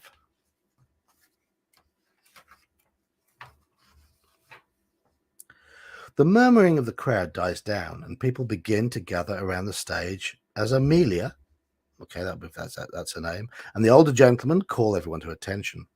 The widow strides confidently to the front of the stage where the lights are centered. She flashes a broad smile at the crowd and begins to speak. Good evening, everyone. I'm so glad you could all make it tonight. As you all know, my husband recently passed, and, well, at this point, Amelia begins to tear up theatrically, so much so that her makeup begins to smear. She produces a handkerchief to dry her eyes before continuing. Well, I'm very upset. I miss my poor William so much, and I don't know what I'll do without him. And that's why I've brought you all here tonight. I hope you can find some use for his collection, and I know that he would be happy to see his things go to those who value them highly. I hope you'll show this poor widow a kindness by finding something you like. But now, let us begin. I'll leave the auctioning to Mr. Warren. With her opening statement complete, Amelia moves to stage left and allows the bespectacled old man, presumably Mr. Warren, to take centre stage. He clears his throat before speaking. Tonight we have 6 very ancient and very valuable items for sale from the estate of Professor William Harris. Though exceedingly strange, I have deemed these items to be authentic to the best of my ability. I have placed a ballot box, slips of paper, and a pencil on each of the 6 tables next to the item for sale. If you wish to bid on an item, simply write your name and the amount you are willing to pay for it on a slip, then place it in the box. The item will be sold to the highest bidder. All of the proceeds will go to the wife of the deceased. With that, Mr. Warren moves to reveal the gathered items. Right, so what have we got to bid on? Mr. Warren approaches the first table and removes the cloth covering to reveal an odd pair of clay cylinders covered with strange etchings. They are small and seem quite fragile, with large cracks running down their sides. Mr. Warren proceeds to the next table and likewise uncovers the item in question. This one is significantly larger and more ornate. It appears to be some sort of altar or reliquary, heavily decorated with yellow-green gemstones. However, there is one similarity with the first item, the presence of some same strange written characters, though these ones seem to have been painted on. The old scholar turns to the next item in question and displays it for all to see, a decorated crown of solid bronze, wrought with the image of a Hindu god. The next item is certainly the most mundane, a large, thick, leather-bound journal that appears to be well worn and beaten with several loose papers jammed between the pages. Mr. Warren senses the confusion of some members of the crowd and clarifies that this notebook is the assembled personal works and studies of Professor Harris. The item that follows the journal is a well-preserved ceremonial robe of a Brahmin priest. The cloth is pure white. The last item is perhaps the strangest of all. It is a small statue or idol, presumably of one of the many deities of ancient India, made from a blue-green stone in the shape of a rather grotesque lizard-like creature. The craftsmanship is crude and gaudy, so much so that it appears fake. People begin moving among the items, looking them over and conversing quietly. Make an appraise or archaeology roll.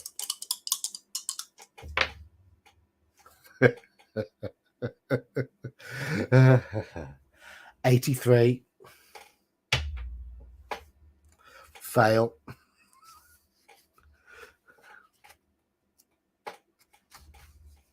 Dice haters.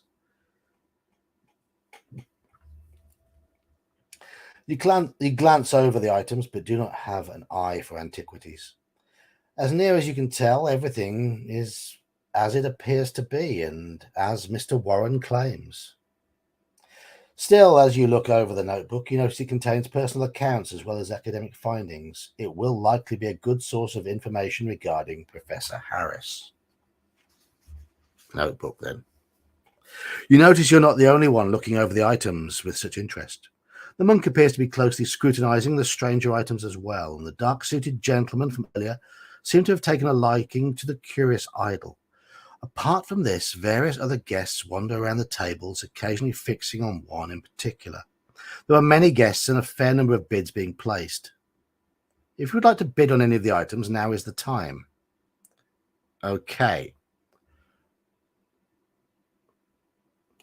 What shall we bid on? Clay cylinders, altar, crown, journal, robe, or idol?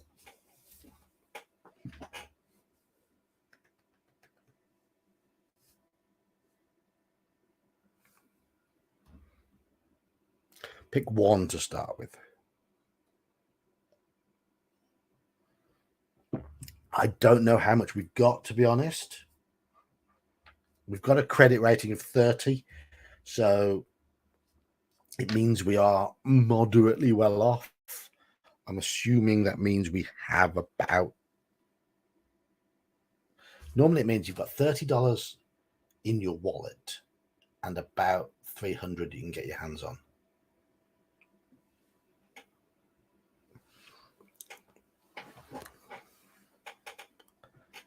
So let's have a look. Journal. So we're leaning towards journal followed by cylinders. I think that's fair. So let's just try the journal first then. Okay. To bid on the journal, go to 6.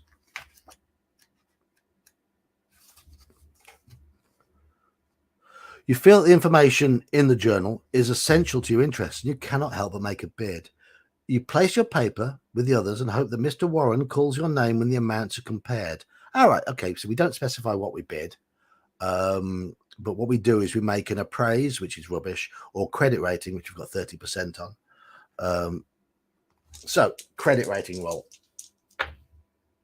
Oh, the dice are two extremes. We're either rolling 80 plus or less than 20, and I've just rolled 13. So that is a pass. That is a good pass. We should follow whoever buys the journal. It looks like it might be us. Ah, right. Okay. You feel that the knowledge on these pages could very well prove essential to you, so you offer a price that is more than fair. Sure enough, Mr. Warren calls your name and presses the leather-bound tome into your eager hands. Right. We reduce our credit rating now by 2, so it shows that we've spent some of our available funds. And go back to 81. So that's how it's working. Our credit rating is coming down every time we win a bid. Neat little mechanic. All right. Clay cylinders, altar, crown, robe, or idol. I think we said we're going to go for the cylinders next. Dry throat. Dry throat needs beer. It's better. That's what you do with beer. Gargle.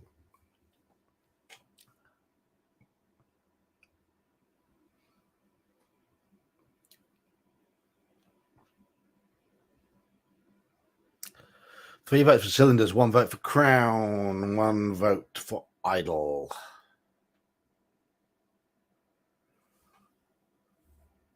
Ooh, we can stop if we want.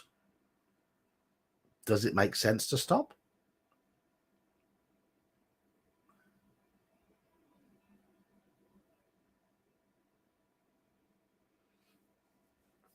I mean, there is the option to stop and not bid on any more items. I'm just not reading it out because I'm assuming you want to bid on things.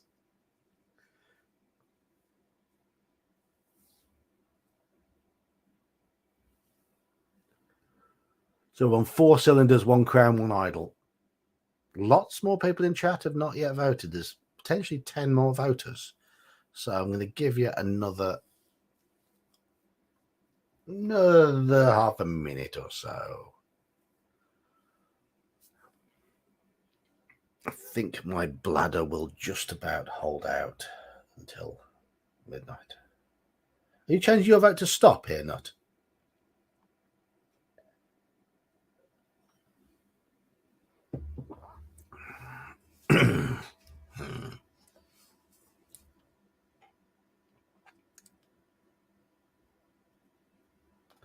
Okay.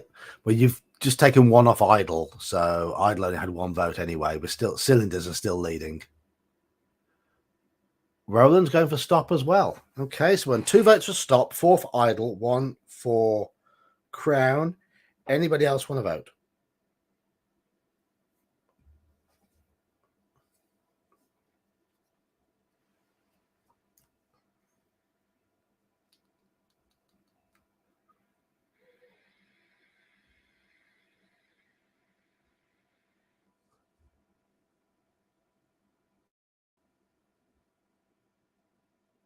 No more votes. Okie dokie. So we are going to bid on the clay cylinders. 4 for cylinders, yep.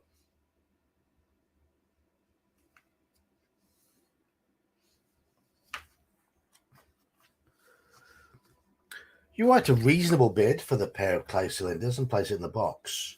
Shortly after you do so, Mr. Warren closes the box and begins checking the bids. Credit rating roll. We've just failed it by 16%. Do we use luck? Up to you. Oh, hard difficulty. Okay. No, we failed by 31%. So we'd have to use 31 luck to pass this. Luck or no luck?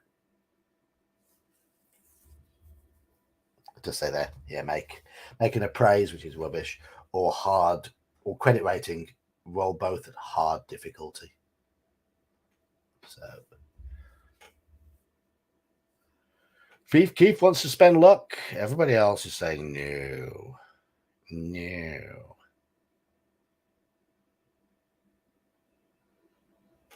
So we're not using our luck. Okay, if you fail, go to 73.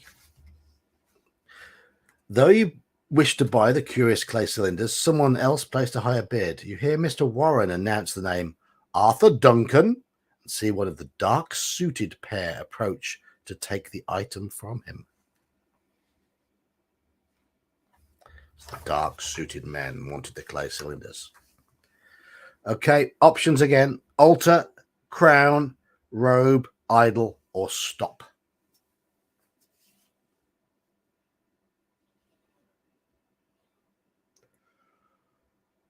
Oh, it's been a long day.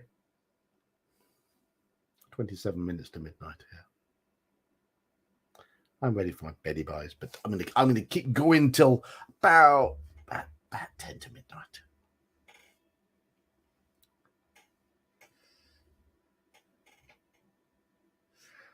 So we've got a non-committal Biff, maybe idle, question mark.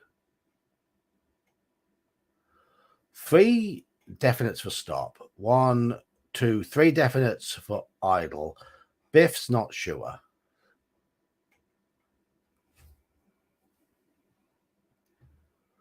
Constant yawn. Oh.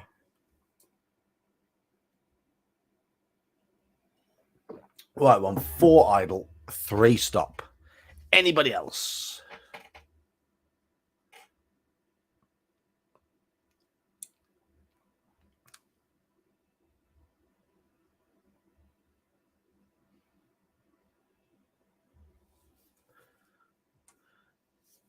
Idle's winning.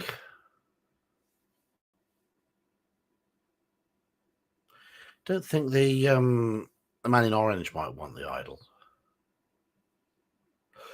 Okay, Roland's pushed idle up to 5, so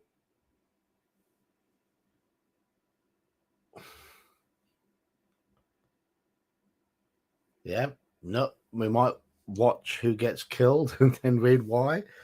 We might get killed ourselves. Okay, we're bidding on the idol. Okay. Something draws you to the curious idol and you feel compelled to make a bid. You notice that you're not alone in this, as the monk and one of the dark-suited men both place bids of their own into the box. You hope that yours is high enough. Make an appraise or credit rating roll, both at extreme difficulty. We have a 5% chance. Nah, nah. We'd have to use 57 luck to pass on that, and we don't have 57 luck, so we failed. We rolled 62. Looks like they've bid pretty high on that. Though you put a sizable bid in for the idol, a truly outrageous sum is called, easily twice what you offered.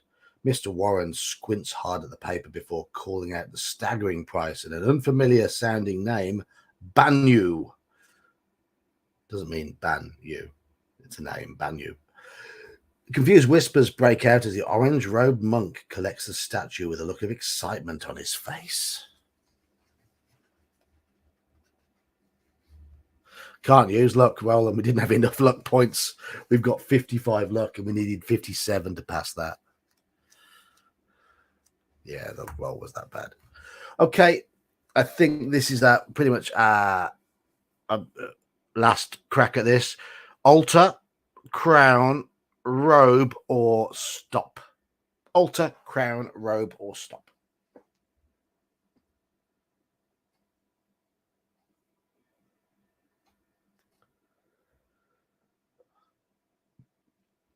Yes, he appears to be a Hindu, maybe Buddhist monk. Didn't like us. We tried talking to him, and we have managed to offend him. He turned his back on us. We failed on the idol hunger, the altar, crown, robe, or stop.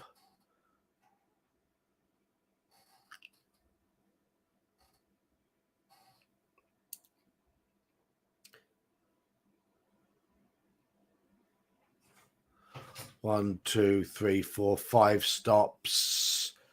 2 crowns. Hungar's voting for something that was already been sold. Probably, yeah. Okay, moving to crown. 3 crowns, 5 stops, and 1 robe at the moment. So at the moment, stop is winning.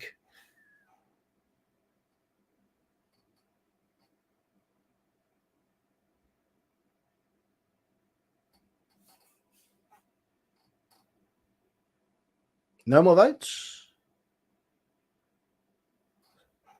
Are we stopping then? We are stopping. Go to 16. We've just bought the journal. Okay.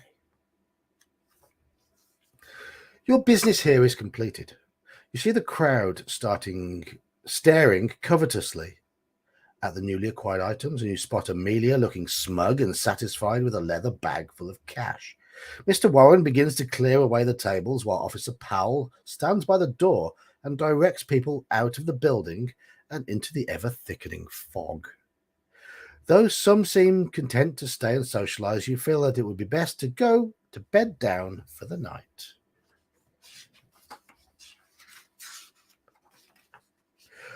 While the estate sale seems interesting, it's finished.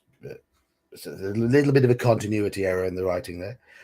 You feel more secure with a roof over your head for the night. You pull someone out of the crowd and inquire as to where you can find a room to rent. You're directed a few blocks into town to a modestly priced hotel a few buildings down from Esbury's police station. As you enter in from the cool night air, you're greeted by the heat of a roaring fire.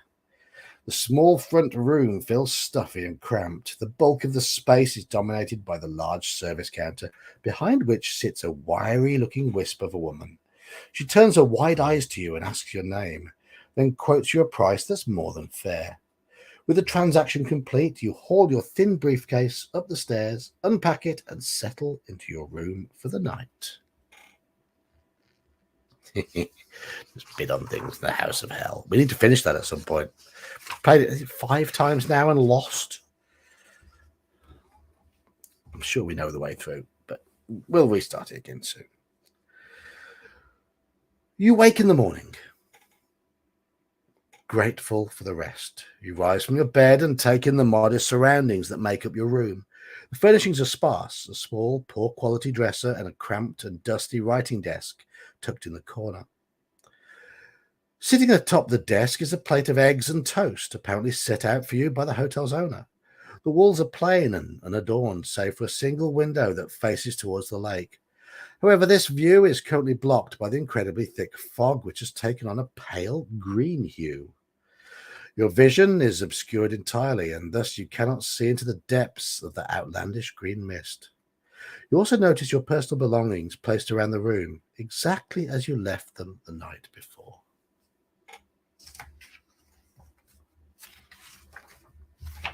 Turn to 106. There's a lot of flipping without making decisions in this one.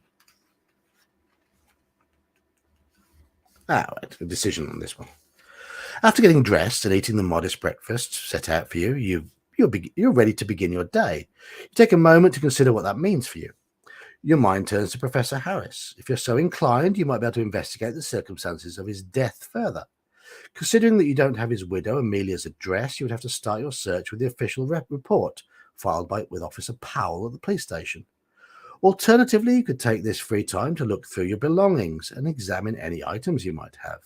The hotel owner has been in your room, so a check of your things might be in order. Or perhaps you might have some other reason to look over your possessions. Finally, if you feel that your business in Esbury is concluded, you could always try to find Lance Sanford at the ferry. So what shall we do? Shall we go to the police station? Shall we look over our items? Or shall we try the ferry?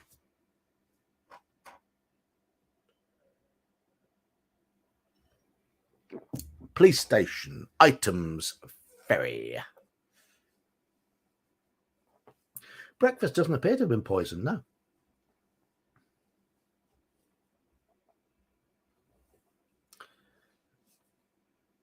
Okay, so we're going to look over our items. Oh, Thief wants the one for the ferry.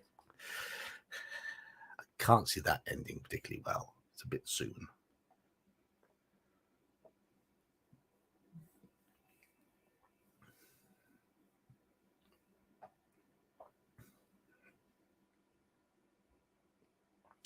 So we've got one ferry and 1, 2, 3, 4, 5 check our stuff at the moment.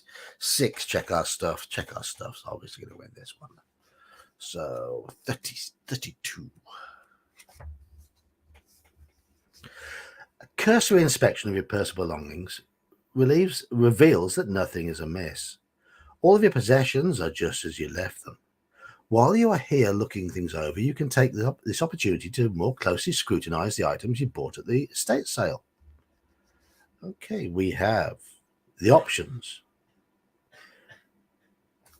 If you bought the journal and want to look at it, yeah, that's an option. Clay cylinders, altar, idol, didn't get any of those. So it's journal, police station, ferry. Can I assume we're going to look at the journal? Because that's what everyone wanted. Yeah. Not waste any time here. Journal. We are checking the journal.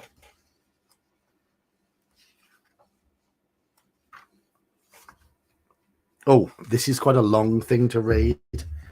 So prepare yourselves, buckle yourselves in. Though you glanced at the notebook during the estate sale, you haven't had the time to properly look over it until now. Reading through the book, you become deeply engrossed and spend the next few hours in study. The time spent yields valuable information. Professor Harris made several trips to India, starting about 12 years ago. During these visits, he went to multiple sites to make observations and recover artifacts.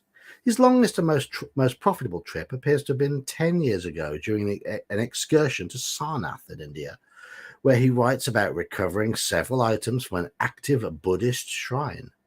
Apparently, Professor Harris had some regrets about this theft, but he couldn't resist taking the artifacts for his personal collection.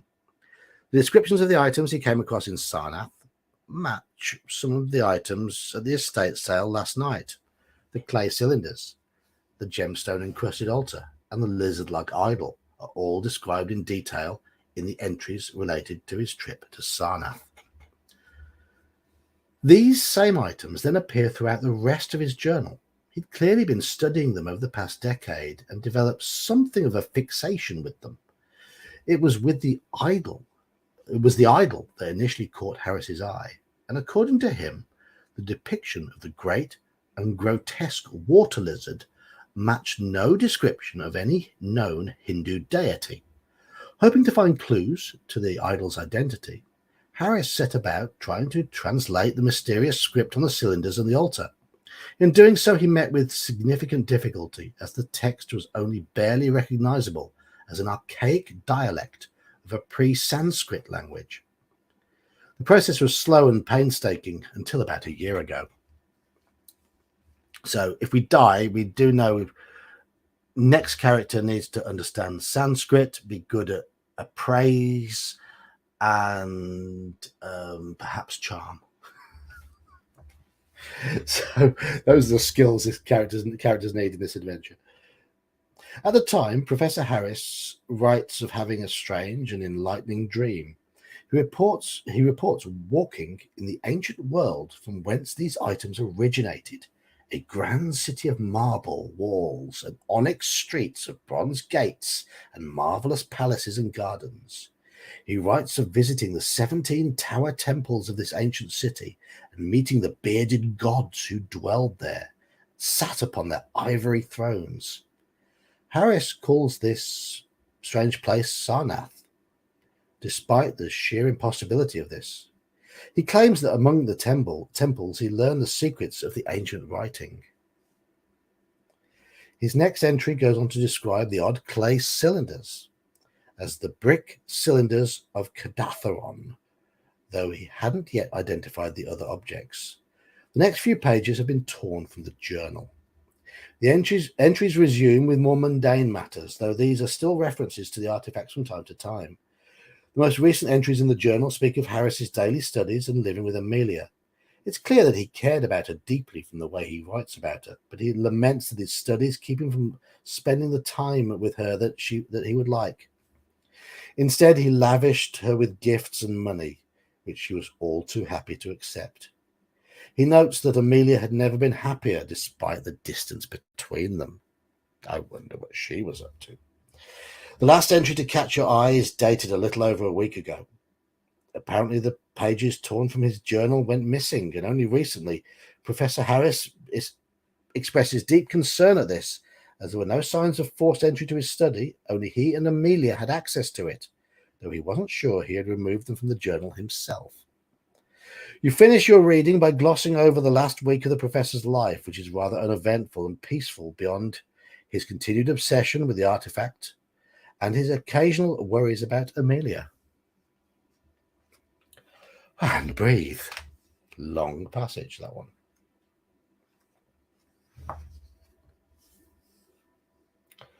Okay, we have examined the journal. We have a big choice here. We can go to the police station or try the ferry. But I'm going to call it at this moment because I think that's a good sort of stopping point. We are on number 32. And I'm going to write down here 11 or 153. Those are our choices for next time. So we've got the journal. We've read it. He's clearly been digging around with elder gods type stuff because this is Call of Cthulhu. And we have an idea where this is going because it sounds like his missus has been up to things. So I'm going to... thank you, General Nutt. Thank you, Al. Good health. Thank you, Steve-O. And I'll say again, you know what was a good session? Last night's Shadow of the Demon Lords game. Very good session. Very good indeed. But if anyone... I'm going to shill my game tomorrow. If anybody's free, I know it's early your time, 2 p.m. GMT to 6 p.m. GMT. Those are our rough gaming times. So that's about 8 o'clock in the morning for most people in America. So I know it's dodgy. But we are playing Call of Cthulhu tomorrow. Reign of Terror. It is the final session. There are 6 characters. 3 have been played in the first 2 sessions. We're at a sensible break point so that anybody can join in if they wish. And there are 3 spare characters. Omanal's playing, Grumpy Old Slan's playing, and Gingerbeard's playing. And it's been great so far. So anyone, if you're up early tomorrow morning, you're more than welcome to come along and play. But thank you, Roland. Thank you, Squirrel. And I will finish my beer, and I might see some of you in chat in Legion of Myth stream in about 10 minutes after.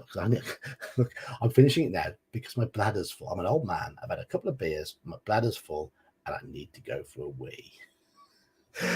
Thanks, Biff. Cheers. Thank you all, and I'll see you next Wednesday. Cheers, Slan. See you tomorrow.